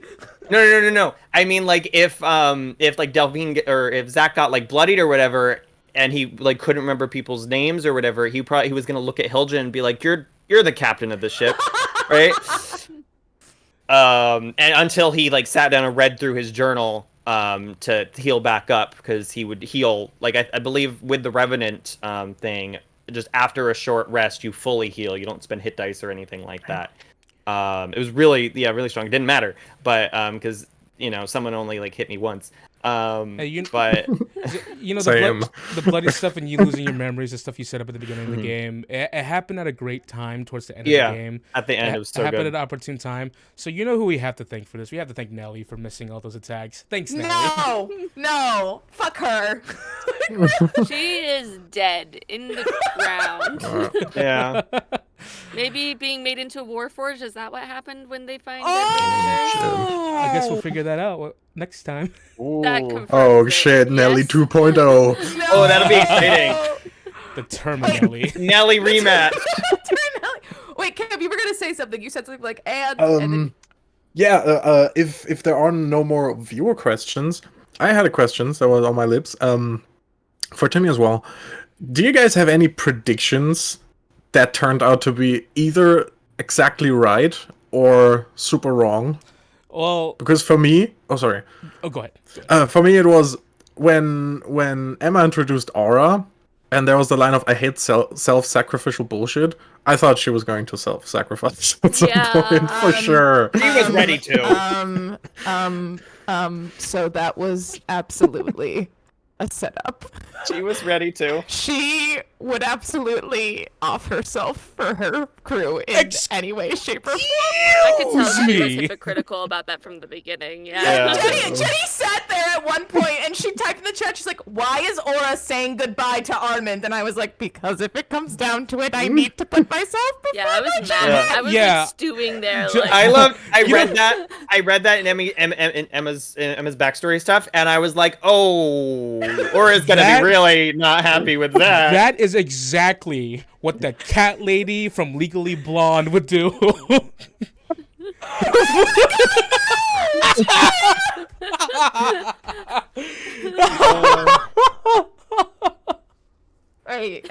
I still think my favorite theory that ended up being wrong was Jen's Zach is dating his compass thing. I thought Daryl was in the compass. And I think my favorite thing is we almost had a reverse. We almost flipped it around and did do it at the end. If Zach went into the ring, it would have been Daryl dating a piece of jewelry. I predicted before the game started that Zach was dead, so... Yeah. You and Kendra were on it. I was when you were making a character, I was like, he's gonna play a dead character, and I told Timmy that. You definitely told me that. I think it was like, oh yeah, because of like Oscar or something like that. I just had a feeling you were gonna. Oscar had no. I know that wasn't your intent. Yeah, I know. I had already just had the idea cooking already, and this was just the perfect campaign to realize it in. It was perfect. It was absolutely great. There was something about the interest you showed when I mentioned that Revenant feat when we were all still in character creation. Yeah, I had already decided, my character was already done when we did our group character creation thing, because I had stayed up till 4 a.m. doing everything on night one. So you said that, and Tim and I were just like, oh yeah, it's pretty cool, isn't it? Yeah, that was that tipped me off a bit. Yeah, when you pointed it out, I was like, oh yeah, that's cool. What's up with that? What's going on? I feel like I can't brag about my other predictions though, because a lot of my predictions and things that do end up right are because they're based in lore from Timmy's other games. She flat out said Divine Spark, and we all went, like Jenny called it like from the get-go. Well, I loved anytime Jenny came up with something and I was like, I don't know what that means because I wasn't in any of the other games. There are 206 pages of lore. I saw Jane. Both I and Zach are dumb. Jane was there and Timmy described, I don't remember what he described. He described something about like a little bit of a sound, and it's not always a thing with them, but I was like, bee in her she's head? a dragon mark. The bees in her head? Yep. I had so many disproven, which is good. I think one that I'm glad, two that I were glad were disproven was one, I was really worried about Zach turning for Daryl, like Brando finding some way to convince him to turn. Oh no! I mean, he was my revenant like mark. So Right. But you know what I mean. Like just because of the conversation, I was like, I'm worried that, or what I was more worried about is that Brando was going to be like, clearly these people don't care about you. You know, like the Blackguards are keeping secrets from you. Blah blah blah. Like nightmare. Terrified of that. he tried that, and then I was like, no. I know. When it happened, I was like, no. And then another thing I was worried about was because Humphrey was so unpredictable. I was worried. Well, he was, right? The only information that Kev had really given me as a player was that Aura has tried to set Humphrey up on multiple dates over the past years, but he hasn't gone on any. Like, he won't do it. He just won't go on them. Another thing I was really worried about was, like, when we got to Anera, if, like, for example, I didn't know what was going on with House Castell, but I knew there was someone there that he cared for deeply. And I was worried that, you know, Humphrey might just, like, jump ship and, like, go stay with that person. Which is not a Humphrey thing to do. That's what he wouldn't do. But still there's that part of me that's like, well, maybe he'll just leave. Like, maybe he just is going to leave just to go be with this person that he's wanted to be with for years. Emma, what was when you were like, I knew it back in session 1 when the wisdom save happened with the compass, what was your theory on that? Because I didn't know what you knew. Oh, was it just? Oh, this compass fucked up. This is something going on with this compass. I knew that Zach and the compass were connected. I didn't know how, but I knew it was not a good thing. Not that it was a bad thing. I didn't really have I wasn't I'm not really that great with theories. Let me be real clear. I mean, we all knew that you read every ounce of every single backstory thing that people put, and I didn't put much. I was just like, Zach is very focused and he knows where he's going, and that's it. And you like keyed onto that immediately. I feel like when I said in the chat, you know, when we're all like, who does people want to be? And Jenny was like, I kind of have a first mate idea. And Kev was like, I want to be the cook. And people were like, I want to do this. I want to do this. And no one was taking captain. I was like, okay, I'll let Tim do it. And you know, because I very much play characters that are always supportive, right? I don't like to be leaders. I don't like playing that. It's not fun. You were lead support now. And so for the first time, I was like, okay, I'd like to try playing the team leader, and it was fun but exhausting, and I don't want to do it for a long time. But I don't want to do it. Yeah. It was really good, but also I can't imagine the stress. Every single set. Well, one, I made sure I was like, I gotta read everyone's backstories. I gotta make sure I'm watching everyone. I gotta make sure, you know, and our mod, hi JT. Our mod JT said, he's like, if someone died on your watch, you are responsible. Like, it is no matter what, it's you are responsible. And so that was why Zach was keeping his mouth shut the entire time. He was like, because Zach had like two decisions to make in that thing when he found out he was dead and he had the timer and whatnot. He was like, okay, I can tell everyone, and then everyone is sad and wastes what time we have left trying to find a solution. And we know Aura, with every moment she's like, I'm not losing anyone. She would like waste all the time they had trying to find a solution, and then either A would be successful or B would not be successful, and then that would be something she would blame herself for the rest of her life, probably. Or the option B is don't tell a single person, complete everything on my bucket list, and just enjoy what I do have, you know. And Zach was like, I'm taking option B, and then fucking Kendra called me out at the very end. Yeah. Called me out. Zach tried to cut her off, and then she was. That was the most, I think, family moment of all. Of he did it. He did. Mom. My brother. He's gonna die. He's gonna die. And he's not telling you about it. Well, I love that Tim also set that up. So, I said it during the talkback that disappeared, but I love that thing that Tim did with the augury spell, because obviously with it, it's like, okay, you find out wheel, woe, wheel or woe, or nothing. And it's like, we were going to the Bandy Bop, and like the obvious answer is wheel and woe. Like they're like, that's the obvious answer. But Tim was like, I'm gonna do you one better. I'm gonna give you a vision, just like a brief flash of what's to come, and then which I'm stealing going forward. But you told her that you see someone like turn to dust and blow away, and it was such a great way of, one, like giving Kendra the moment to call me out, and two, to just foreshadow a whole slew of possible things. It could have been the disintegrate. It could have been metaphorical. It could have been Zach just wasting away. It could have been God knows what other stuff it could have been at the time. It could have just been Brando, turning into dust. Who knows? Yay! So it was so good, and it warned us ahead of time about the disintegrate, essentially, mechanically. Yes, absolutely. Yeah, the disintegrate.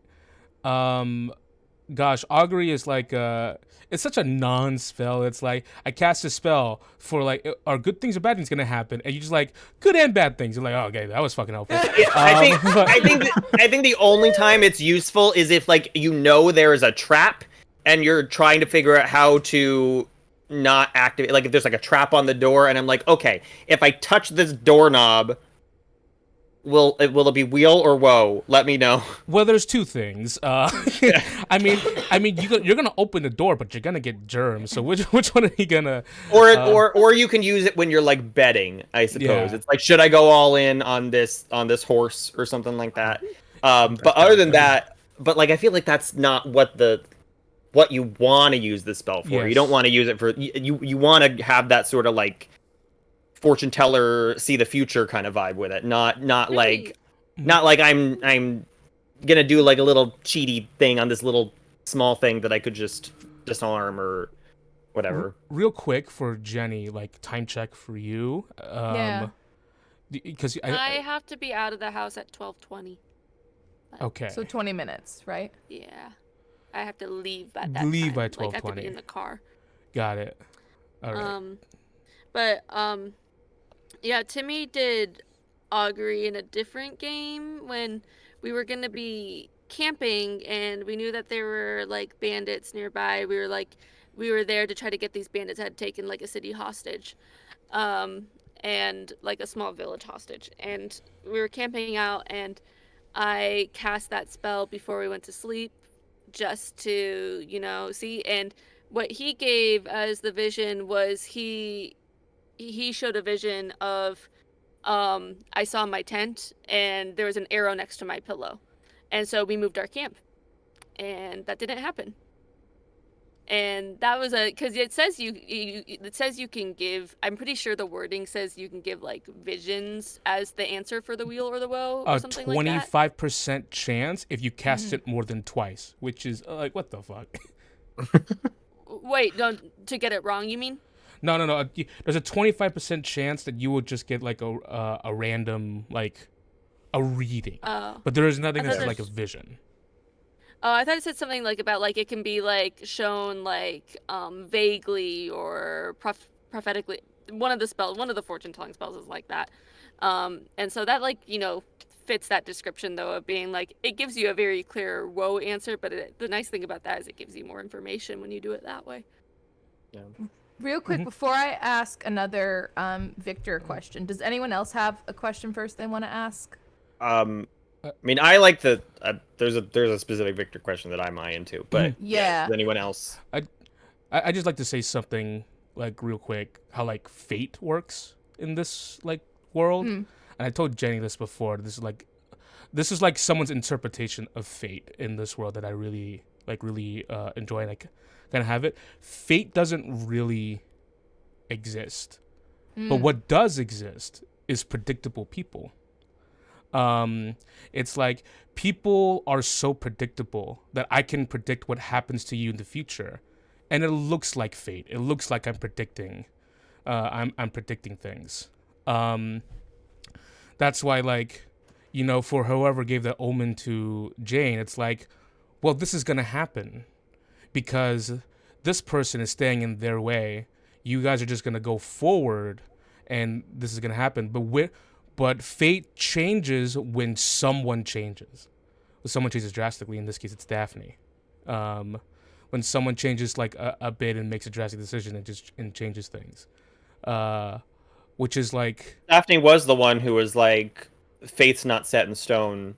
You know, it's a possibility. It's not thing. And then of course she ended up being the one who was the change. Who averted I it. totally forgot about that. She was the change. Yeah. But yeah. Question. Well, I just real quick before we go on to that question, Daphne had some super strong moments. Another one of my favorites was in, I think it was episode 3 or 4, where Aura had asked, like, is it better to lead with love or fear? And Daphne responded, you don't lead people you love. Or something like that. Or you don't rule. It's rule. It's is it better to rule with love or fear? And then Daphne said, you don't rule over people you love. And I just remember sitting there, I'm like, Jenny Sherrard, everyone! Yeah. God damn it! But you set me up for it. It's always You set up the cool moments. It's always the quiet characters who just have the best, like, it was one-liners. It was Jenny with her one-liners, and it was Kev's romantic backstory that we were all like, what the fuck? Not backstory, but him just being like a romantic in general that we were like, what the fuck? So the question that Victor asked was, if you were to DM character backstories, which one would you want to explore first? Oh, we talked about this before in the missing talkback that got burned. In the missing one. In the talkback that got burned in the forest next to Scully Look Lake, but like Zachariah has so he's from a place called like Arkansas, which is like, if you guys watch Arcane, I lifted. Yes. Like, I'm not gonna be shy about my inspirations. Arcane is like definitely like the underground city and stuff like that. Like that is Arkansas. Just all this excess, like the Slayer Empire is all about like advancement, technology. They've made the airships. That's where armor came from. But there's so much excess, and then people get forgotten and they just get tossed to the side. That's where Zachariah and Daryl came from. Like, and they barely got any sun, but like it's such an interesting place full of like criminal politics and politics in general that I would love to like see. I would love to see how that is. I would love to see how like Zachariah got through all of that as someone who was so much younger, and eventually like lifted himself and Daryl out of it. But then there's also, like the first few days of the Blackguards with Humphrey and Aura and Hiljan and Clarence. I'd love to play that out because they'd be a lower level, and two, they would not be as well defined as they are. They'd be an awkward fucking mess. I actually like. I plan like a pre. I love a good prequel flashback episode kind of thing. I don't even know how I would play Humphrey back then. It's weird to think about it. I mean, just got out of jail, right? So, yeah.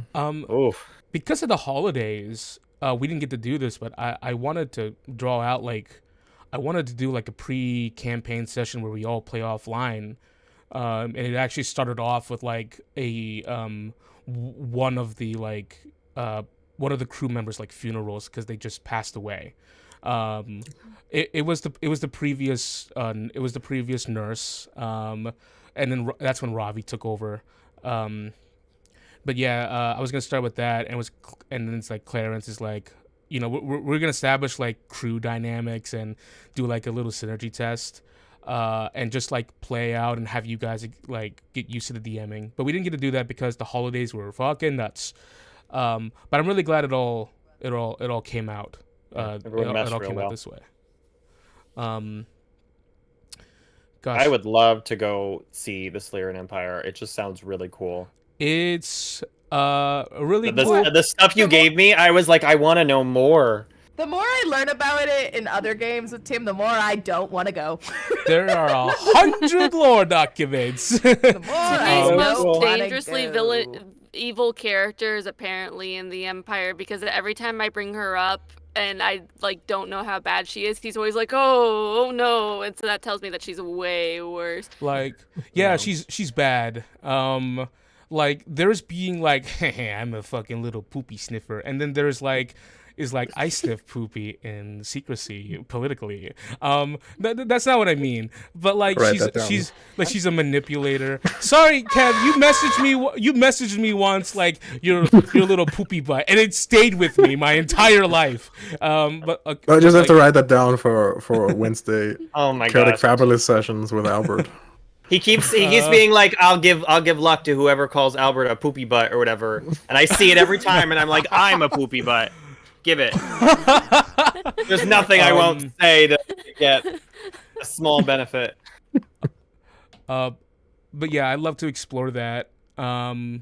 Explore like all of that, and I hope I get to take you guys to the Solarian Empire one day, in like maybe another home game or another campaign or whatever down the line. I'd love to see the backstory thing, because they'd be so the dynamics would be so different, and it would just be so interesting to see. I said it in the last one, and just because it's relevant to backstory stuff, and what's it called? I messaged Tim one time, like, I was just like, here's my headcanon of when Daryl and Zach first met, or whatever. And Tim was like, but I was like, okay, I think when they first met, Daryl was like in like an alley or like a small like clearing or something in like the Undercity, right? No sunlight, but like maybe there was like a small like crack in the surface, so there was like a tiniest little bit of sunlight streaming down. And Zach randomly came across this kid who's like doing something in the dirt. He doesn't understand what this kid is doing, but he's like immediately is just like, I'm really interested. But like he doesn't approach the kid, and he probably just like watches him from a distance for like a couple weeks before realizing like, oh hey, he's trying to plant a garden or something like that, I guess. And then maybe like another week goes by and he's like, oh, I guess you need light for a garden or whatever. And then Zach was like, okay, I kind of want to help this kid. And then he probably like stole like an oil lantern for Daryl. That's when he first like introduced him, and then Daryl probably was like, but I need oil too for that. And Zach was like, oh, okay. But I just like the idea of just them just there. Zach is definitely like was instantly in love, and Daryl was like, this kid's cool. I like him.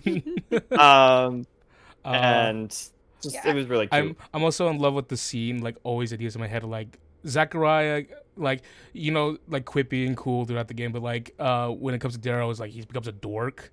I like to think that like once like Zachariah tried to like put out a cool line, but he just kind of fumbles it, and Daryl's like, no, it's okay, you could try again. You could try again. Yeah. He's just a nice kid. He's so sweet. I mean, I think that also happened in the game. It was like Zach like had like when he was gonna rescue Daryl, he had like, oh, I'm gonna put on this cool, I'm a dashing rogue, I'm gonna swipe him off his feet and whatnot, and then he was like, oh well, shit, well that's not gonna work because I can't catch him. And then they both were just like, Zach was just like a little fumbling idiot when it came to like the proposal. It was like, I don't know how do I do this? Do I put it on your? Do I put it on? No, I gotta take it off. I'll put it. Yeah, it was so We're cute. yelling in your head so much. Get on your fucking knees!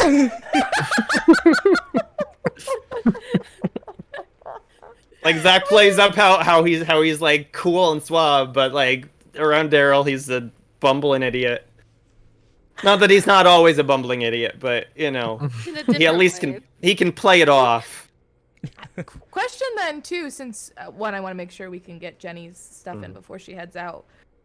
Since we talk about like exploring the past, which I'd love to do prequels for this crew especially. But what would you guys love to see for either your characters or other characters for the future in this world, with this group, with this campaign? Something that you didn't have time to explore that you'd love to see in like a time skip or whatnot. I know. Talked about it with Yeah, Jenny. we talked about it in the thing too. Jenny. I know. Well, one, as an Eliza stan, I want to see where Eliza goes. I'm also excited to see Roland come out of his shell and reveal everything. But I'm also, so one thing that I kind of like have in mind for future stuff, I was like, I think Zach and Daryl would really want kids. Like they grew up as orphans with like no parents or whatever, and I think they would want to have a big family. I think like they essentially would want to like start an orphanage, but not an orphanage. Just they adopt a whole bunch of children, as like their own kind of thing. And I think Zach also would be really interested in trying to change the Silurian Empire a little bit, like going forward. Big ask, yeah. But I think that would be something that he would would be interested in doing. Just be like, I don't want other people to have to deal with this. The Silurian Empire is like a big centerpiece of like Timmy's like central game that everything else is built around. Like they are major like antagonist to that game. I feel like Zach is like, well, I mean, we beheaded one monarch. We can do it again, right? It means you just have to show up for that game, and Zachariah can come help. Come join really with fun. the Arbiter. Let's go. You can come with my winged one character. Yeah. Someone who there's a statue of. And then also just like future stuff. I think because Zach is human and Daryl is half elf, I think they had already probably had that discussion of like, hey, I'm gonna live longer than you kind of thing. That's also probably why Zach was also like, well, we already knew this was gonna happen, that I was gonna die first. It's just happening sooner than I thought. But I think he plans on, because he was wearing it during the ceremony, I think he would probably have Armand engrave the Ring of Mind Shielding or whatever with the other 5 names that Daryl had of the other spirits, and that would be his wedding ring. And Tim and I have already discussed that, but I think that's the plan of like, oh, that way when I do eventually die, hopefully of old age, I can stick around with Daryl, and keep him company until Daryl passes. And then I'll just leave the ring and we can go together into the afterlife. We won't talk about the ring in any more detail, though. Because, no more. Nothing no more. I think I've talked about this with Timmy. I think the biggest things left, because like I didn't give like a ton of extra characters, like like revenge and things. She does technically, obviously, Daphne wants to kill her dad. It's more complicated because Orhandor is complicated. It is, it's all these different marquee, and they all have it's like, several houses leading, and it's very political. Orhandor is, from what Timmy's told me about it. And we still have Delphine. Zach and Daphne have Delphine to deal with now. But when I talked to Timmy about it too, he mentioned that Delphine wasn't going to be like Daphne's main thing, because that is like, a very kind of like unattainable, really out of reach goal. And so it doesn't give me like a lot to work with. Don't tell Zach that. He'll fight her. But, so I have a couple of backstory characters that Daphne has 2 friends essentially in her backstory, that I think primed her to actually be able to connect with the Blackguards as much as she did. I think if she hadn't had them, then she wouldn't have been able to open up as much as she has. I think she would be even more closed off. And one is a mentor she had, and one is a friend in the Navy who Timmy told me is working for Brava right now on Brava's ship. And so I think Daphne's story goes to Brava a lot, especially since Brava is clearly a good person. And I'm excited to meet Brava too, because we didn't get to meet her. I'm really excited. She's very hot. that's the main thing I carry is like, why is Brava so hot? And it's like, okay. That's what Aura asked her. She's like, she's the hot one, right? I was looking at her art and I realized that like the outfit I put together for Daphne for the stream actually looks exactly like Brava's. So it's really good. It was really good. What about you, Kev? What do you want to see in the future? Quick question. We did see Brava at the beach, right? When we left. No, that was bad guy from Inera. That was Wenfeld, Lord again. Wenfeld. Oh, okay. Sorry. That was the elf guy that tortured. Brava would body Wenfeld like immediately upon sight. Brava's from Orhandor, so she wasn't all the way over there. So she's enemies with the Inarian Empire. Something. What was the exact question again? Because in my head, it's like something we want to achieve, but it's not the right question, right? No, what would you like to see for the future? Future, and what did you not get to do during the campaign? Or something that you didn't get to do in this last campaign that you would want to do for a future one? Okay. Something I want the Blackguards to achieve for the future is like, it sounds a bit cliche, but right now they're infamous. And no one in the world really knows that they're like heroes. And with us destroying like major, like basically a nuclear weapon, I feel like I would like the Blackguards to become a bit more known as the good people, as the good guys. You know? Yes. Like Daryl said, like he was like, I had a feeling, that Mm-hmm. somebody was putting up the good fight, and it was you guys. And That's what thank you. Odelia is there for too. Like, Yeah. the truth, like against all the propaganda. I would love to see the Blackguards in that good light kind of Same. thing, or at least Mhm. like Purposely weaponize our infamy though too. yeah. That's a big aura tactic. Yeah, or is like, why haven't they heard of me? I'm scary. Fuck! And unfortunately, they had heard of us. They let us in on purpose. And something that I personally wanted more, I don't know. I guess Humphrey could have taken a bit more else in this game. I feel like You know he's what? kind of a Mary Sue. You know what? Fail a roll next game. Yeah, I didn't Just- like. Yeah, you know what? I want the same thing. Take a couple more L's.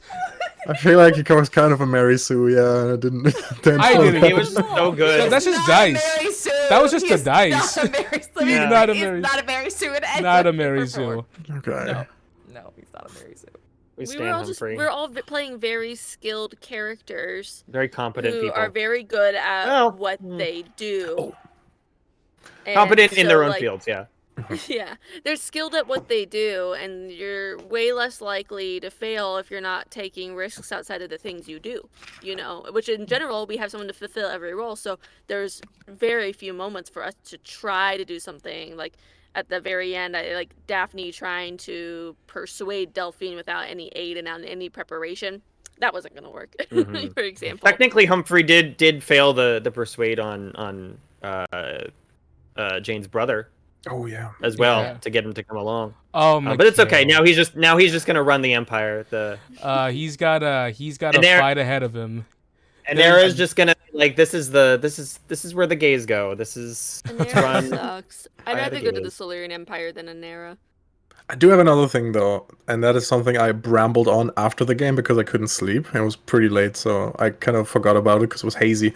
I would have loved to explore more one-on-one character moments, Yes. like the one Humphrey had with Jane, just like this one-on-one mission where you see the dynamic a bit stronger. Because I feel like I would have loved to see more dynamic. I feel like with Hiljan, maybe there would have been like a cool sort of rivalry almost in their competence. Mhm.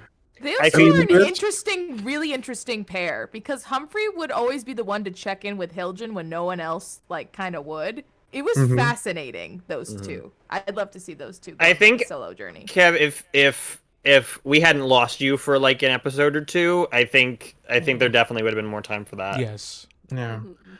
Same with Daphne. I feel like there would have been, even though he can be like goofy, there would have been this air of okay, shit has to get done when Humphrey gets with like Daphne on a mission. But it changes. With Delphine- Jane, it was a little bit more goofy, and with Hiljan, it would have been also professional, but also like a rivalry of competence a little bit. Or Zachariah, I don't even know with Zachariah. To be I mean, fair, we had some really good moments. We had you like you asking Zach like trying to get the recipes on Daryl or the whole That's wedding. sweet. I mean real the quick- wedding. Real quick, Jenny, do you have to go? Yeah. oh, But Emma answered the question first. Oh, for You the don't have to future- rush it though. I'll just leave if I have to. No! Oh, for the future, I mean, I love the Blackguards. I really do. I can't wait to find them in other campaigns as other characters. Like I was telling Jenny, like just to know that, like, oh no, we're captured by pirates. It's the Blackguards. I'm gonna be like, yay, it's the Blackguards. You know, like Uh-huh. when the in terms of future though, I am fascinated to see what happens with the Sadist Boot in terms of the Blackguards essentially called the entire fleet. Yeah. Like We they're- didn't get to meet the sadist boot the king. No, and all I was scary. thinking the whole time, like, or I was just like, let's bring some folks. And then when that happened, I was like, the king's not gonna be happy about that. Maybe he Um, was okay with it. Was he there? Maybe he's the one who sent him. We don't know. He loves you guys. He assembled. Okay. He assembled. Oh, he assembled. Okay, never mind. We're fine. Then I don't have any worries. We're like the poster child for the pirates. I feel like, yeah, we have some You leeway. know what future thing I want to skip over? I want to skip over, and I think Zach wants to skip over it too. Is Aura yelling at him because she didn't get the chance to during the game? That's Time skip. That's where it's gonna start at the next game. There's not a time skip. And another thing. Honestly, I I think Zach would just be happy because he gets to be alive for it because he didn't think he was gonna get it. So he's like, you know what? Yell at me. I'm happy to have it. Please punch me. One thing I was thinking about was that like, something could possibly happen is that at the end of the, I forgot I had to start. Yeah, Aura could become the new Jetsam king. The new. And that's why I'm not coming back as her for season 2 because that's even more responsibility. Does anyone have ideas for like what their destiny will be going forward? I know I've already said that Zach wants to go with chaos for his because I think he's very much like I just want to live life to the fullest now that I don't have a timer, but I do. I just don't know the timer, so I could die at any point. So it's just like, experience everything and live. Not Destiny, but real quick, one thing I do want to see in the future is I want to know more about the souls in the Warforged. I think that's such an. I think the fact that Tim gave that to my character was just one, so fascinating, but two, I want to see, like, I want to play a soul trapped in a piece of metal. Is that like, a season 2? Like, I think that would be like a fascinating thing to explore and to see how Anera is weaponizing them in the current day. Well, I'll see you guys. Bye, Jenny! Bye, Jenny! Now that she's got... I'm just kidding. I love her so much.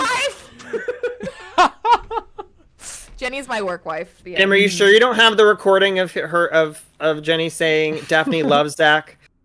You sure it's gone? I can look again. Good luck one more time. I just need that clip.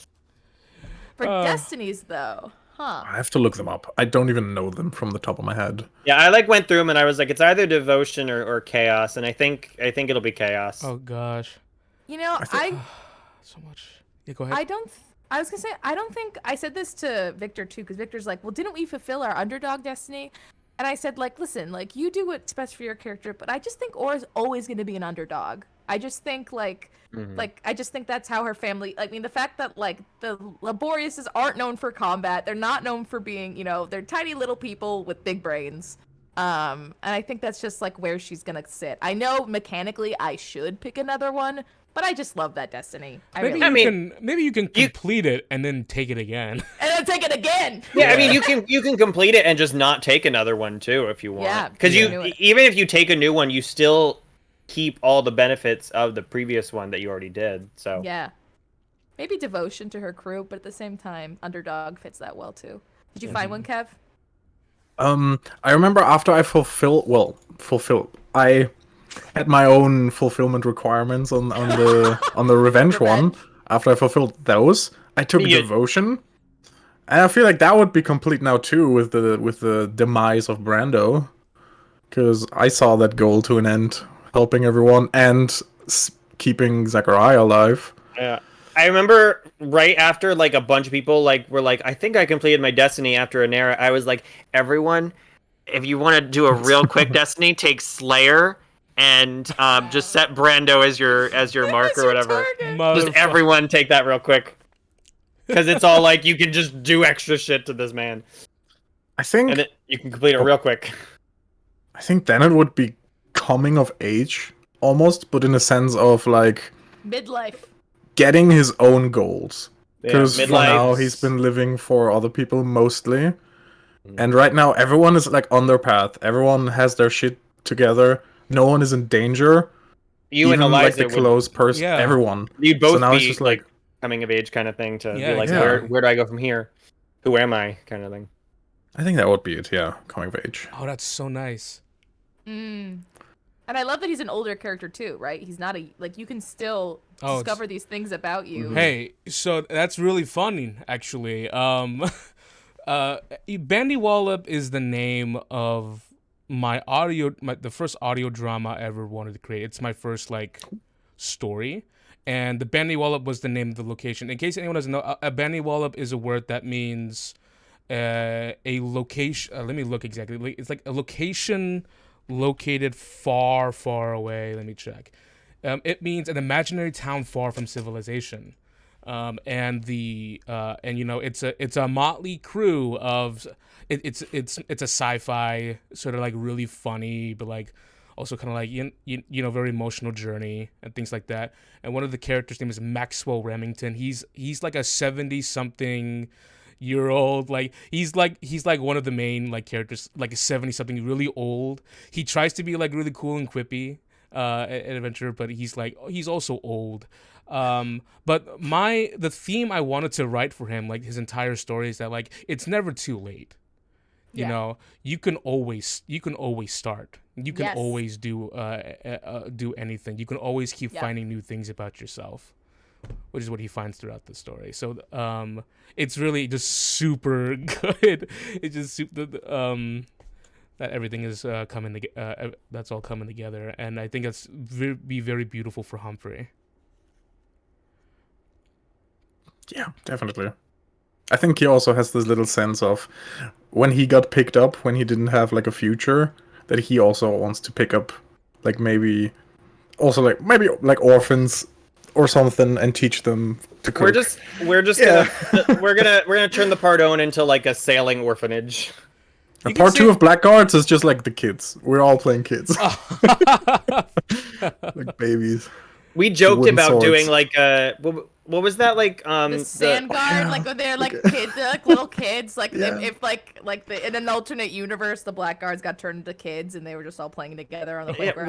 What was that show? It was like Looney Tunes, but it was like when they were all babies. I don't remember the name of it, but I was like, yep, I need that, just a one shot of like all of them, but like as little children. It'd be fun. Be really cute. Tim, for you, what are some things that you would like to see in the future for the Blackguards?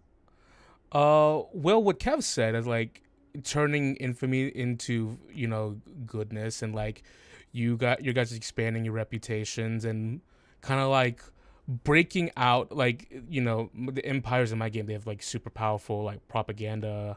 I would love to see that like get shattered, and I would love to see clearing our names kind of thing.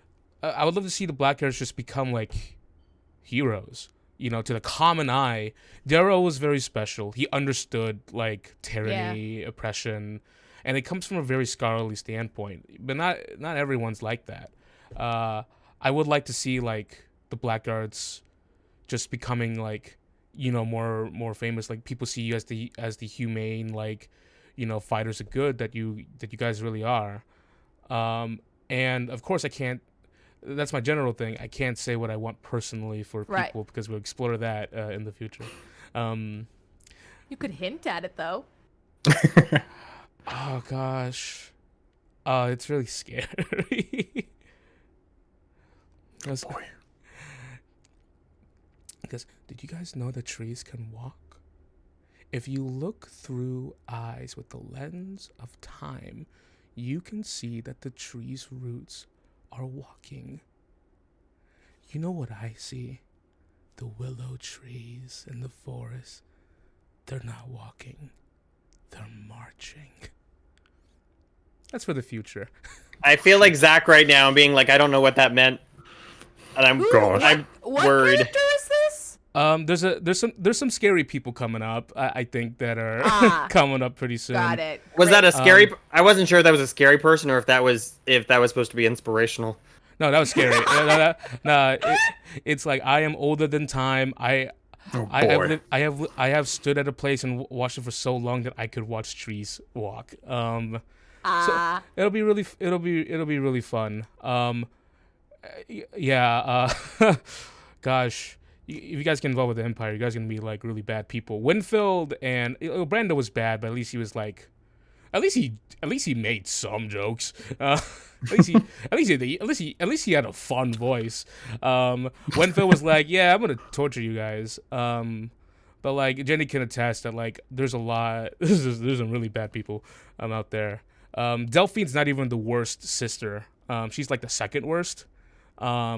And keep in mind, like my you guys have seen like a very nice version of Delphine.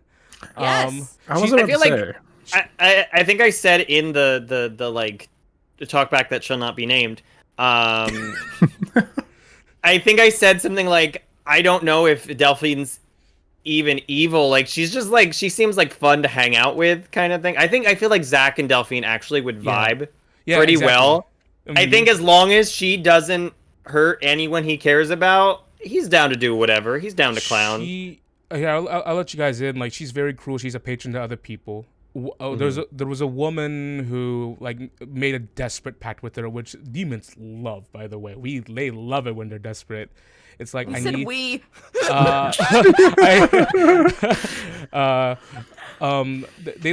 love it when, you know, people are desperate. It's like, hey, I need this. I need your power. I need anything to like. I need to help my child. I need to help my daughter live. You know, I need the power to protect my children. And Delphine makes this crazy deal, but like, yes, of course I'll give you the power. You basically have to like swear your whole life to me, basically. And then unfortunately it doesn't end well. You know, this person's daughter sadly passes away, but Delphine's like, "Aw, but you still have your deal with me, so you're gonna have to do stuff for me." And then I imagine like the main thing is that like, yeah, it's like, hey, get me this thing, and she doesn't get enough. And this is like the one quote that I always have in my mind. It like describes Delphine's like cruelty. It's like, "Ah, it came up short, just like your daughter's life." just Yikes. takes so much joy in it. She's so cruel, but she's very nice to you guys because she has uses. We'll just kill her. I think that's Zach's like attitude. He's just like, listen, I'll chill and hang out with her and whatnot, but if she hurts anyone I care about, I'll do exactly to her what I did to Brando. You know, I'll just go to like a corpse of a dead god and stab her through the chest on top of it, and I will tell that to her.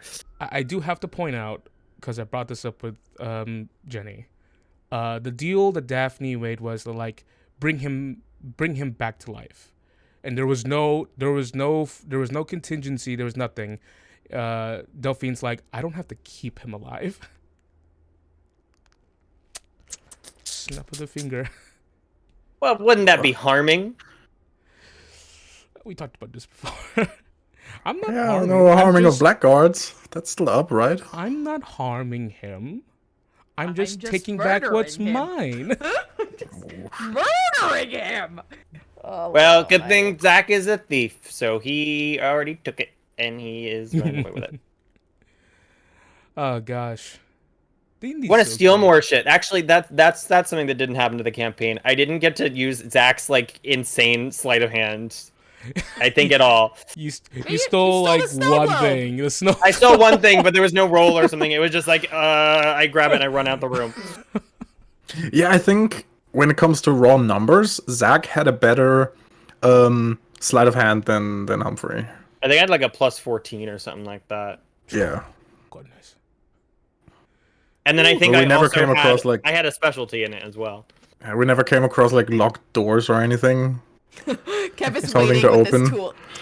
this tool. Yeah.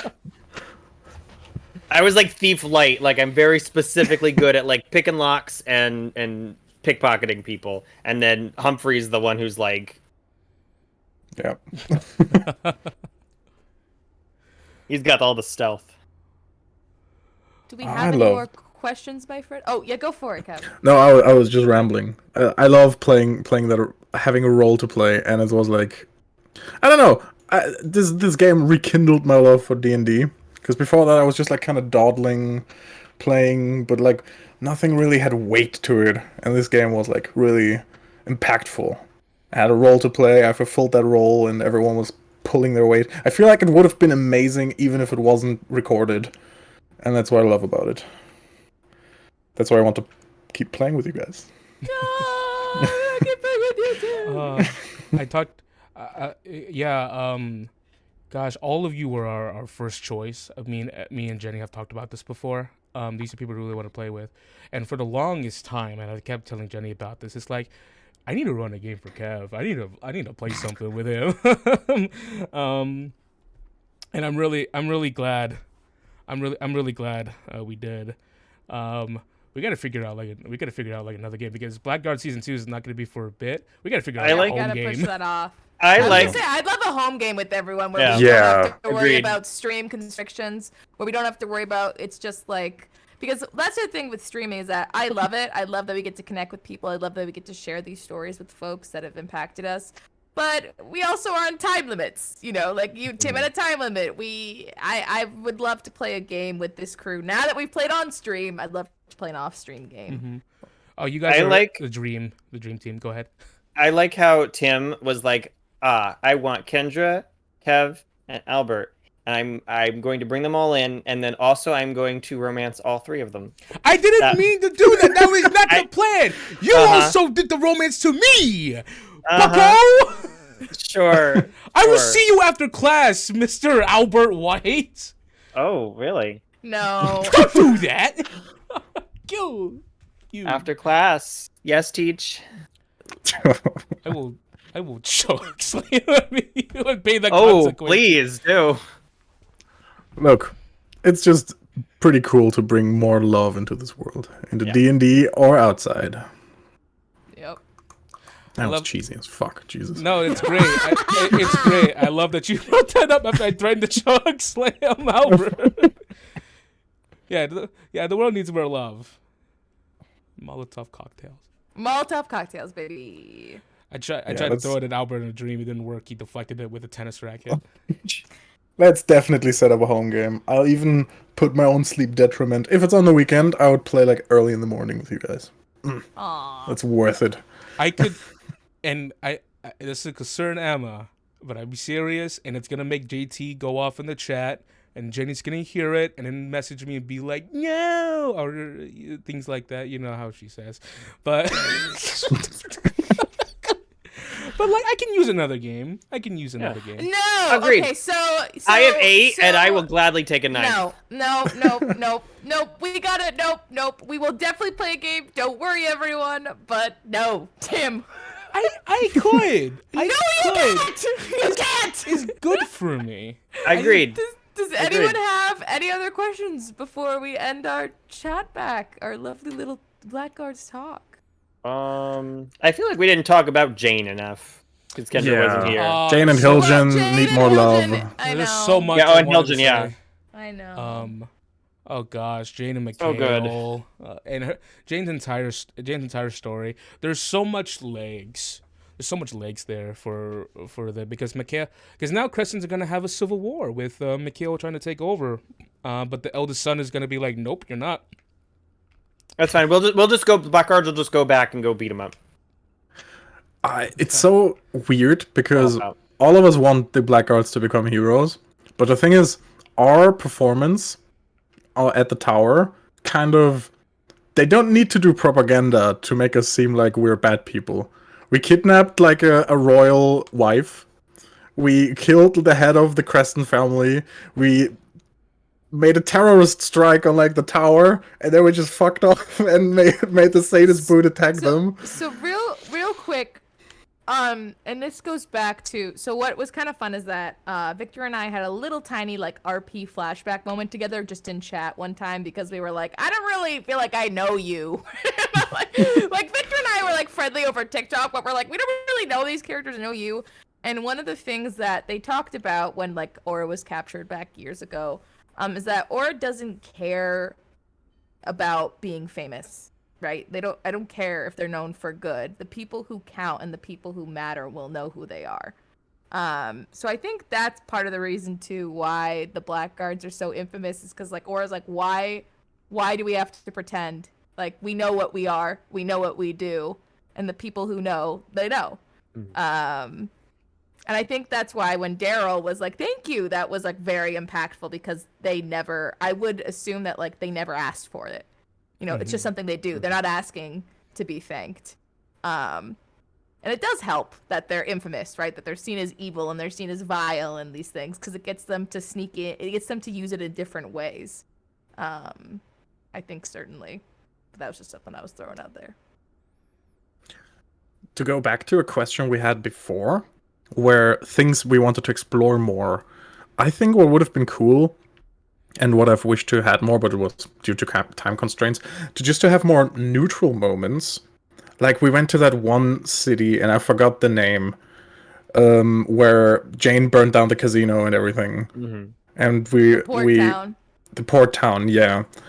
I wish we had more like moments like that where it's just neutral in the beginning, or just like more exploration of like neutral towns and talking to NPCs, normal people that don't have anything to do with the Bandy Wallop or Brando.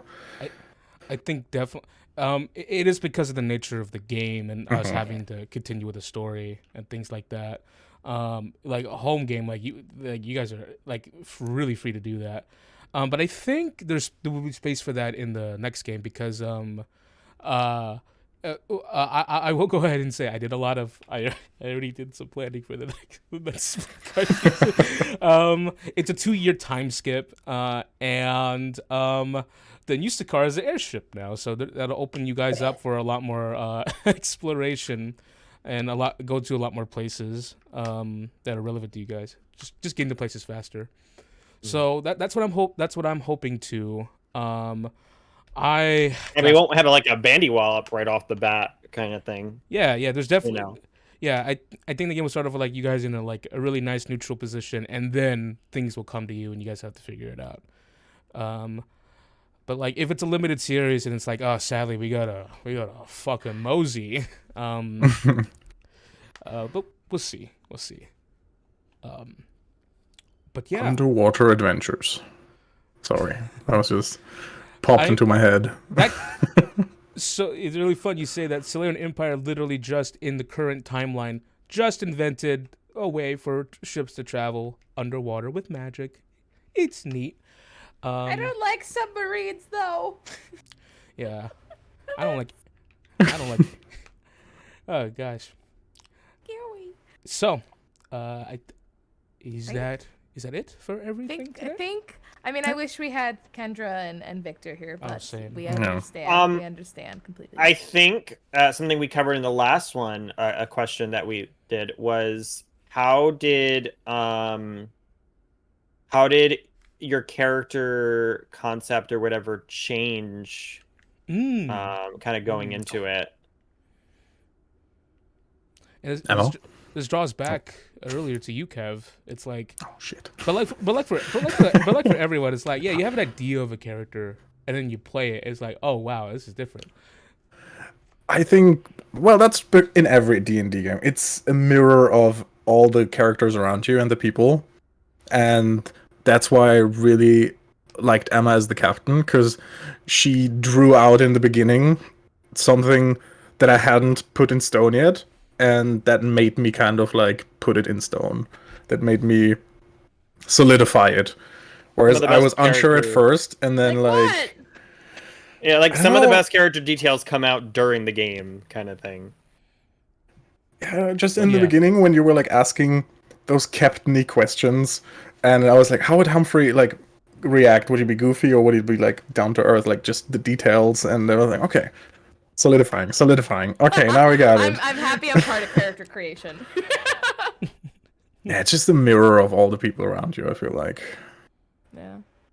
I know for Zach, he ended up being like exactly what I had planned, but like even better because Tim added in stuff. I remember because the original thing of Zach was like, okay, I had the whole idea of like the shade, the memory, all that stuff.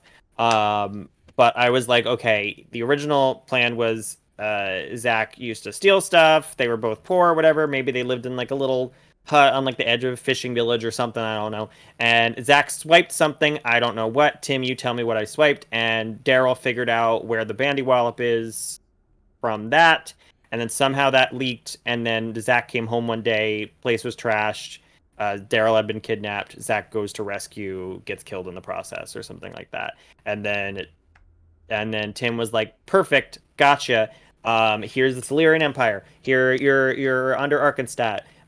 Here is all this extra stuff." Daryl actually named the bandy wallop, and I was like, "Perfect. This is everything I need."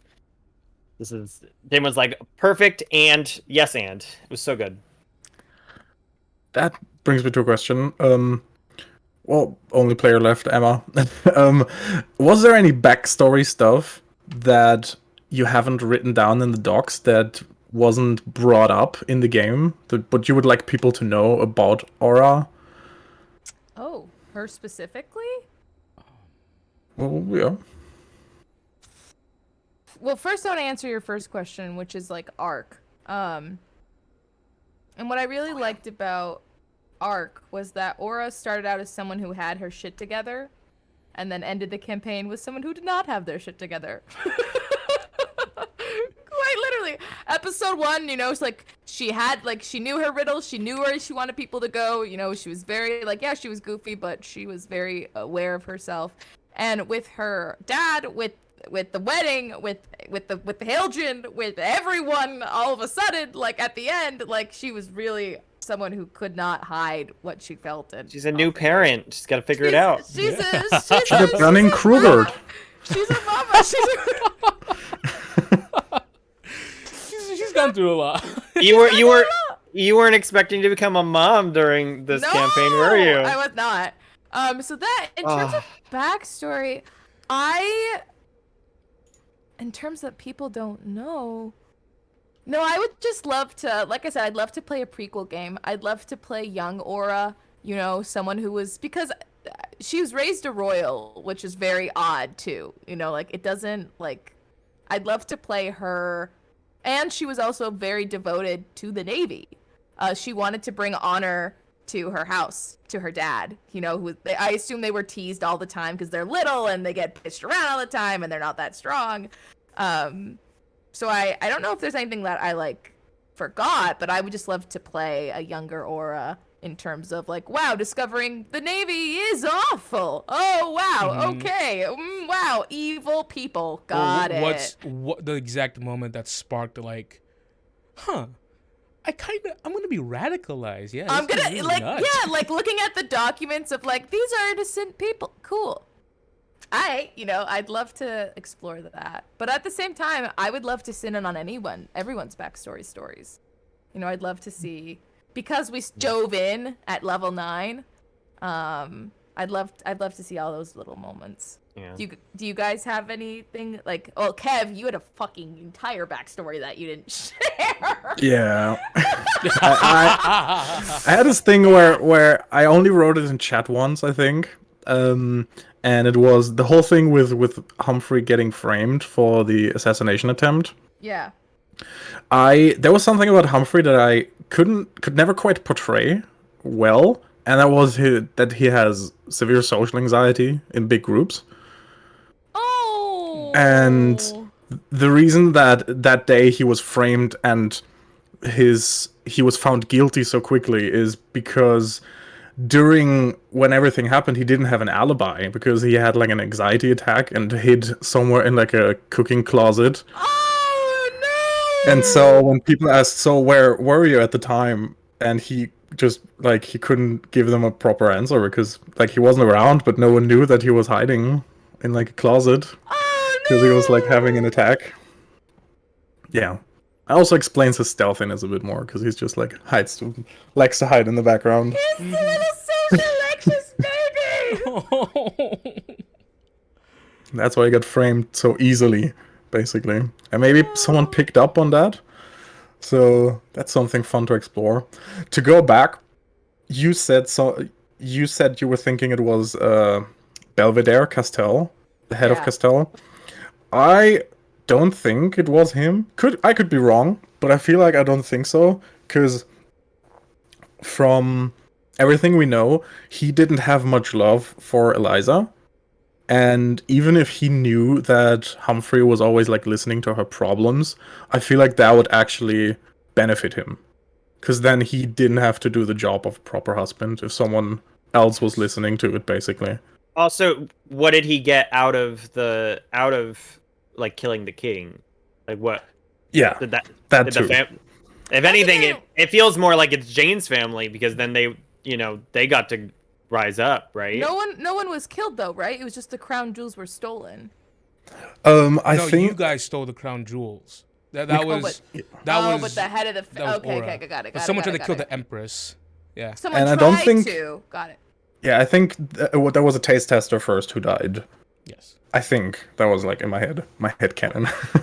Yes. The Empress is still alive. Okay, so someone put out an Gotcha. attempt on the. I see. Okay. I Yeah, think there's it's. a lot there that we don't know about. I think She- it's. Go ahead. Oh, the Empress is still alive, right? At the time when the Yes. Blackguard game happened? Yeah, Okay. she's still around. Okay. She's hashtag the worst. Doesn't even matter yet. She might be cool. Who knows? Hashtag the worst.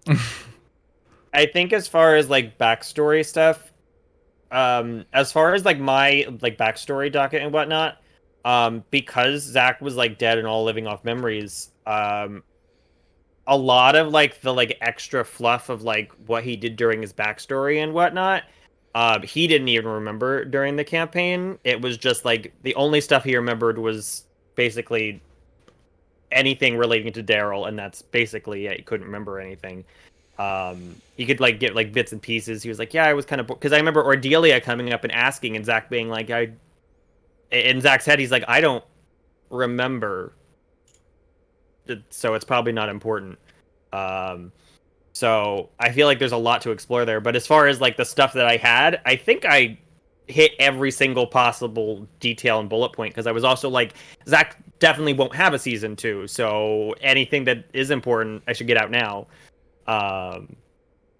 So there's a lot of like, now Zach remembers his past, so if we do a season 2, Tim and I can talk about that, and because I didn't give him any other backstory characters outside of like, I'm chasing somebody that kidnapped Daryl and Daryl. Those are the backstory characters I got. Yep. I don't know who the person that kidnapped Daryl is, but I do know Daryl, and that's it. I'd love to do that. All right. I feel like we're coming to the end, right? Yeah. I guess the last thing I can do is I have this list of compliments that I have on my phone. Okay. Oh boy. No, so I'm gonna leave. Kev, you beautiful tropical fish. You're smart as a whip and you're cool under pressure. Let's see. Oh, Albert, you beautiful spinster. Oh, Emma, you beautiful rule-breaking moth. Kev, you are such a good friend. You're a beautiful, talented, brilliant, powerful musk ox. Thank you, This ox. mine's so much longer than the others. Oh, Emma, you cunning, pliable, chestnut-haired sunfish. Chestnut, I'll take that one. Oh, Albert, you beautiful, naive, sophisticated newborn baby. Kev, you poetic, noble land mermaid, you. And that's where I stopped because I went to sleep. Oh, Tim, you terrifyingly beautiful weaver of tales. Oh, Yeah. Tim, you That- chaotic, maliciously delicious.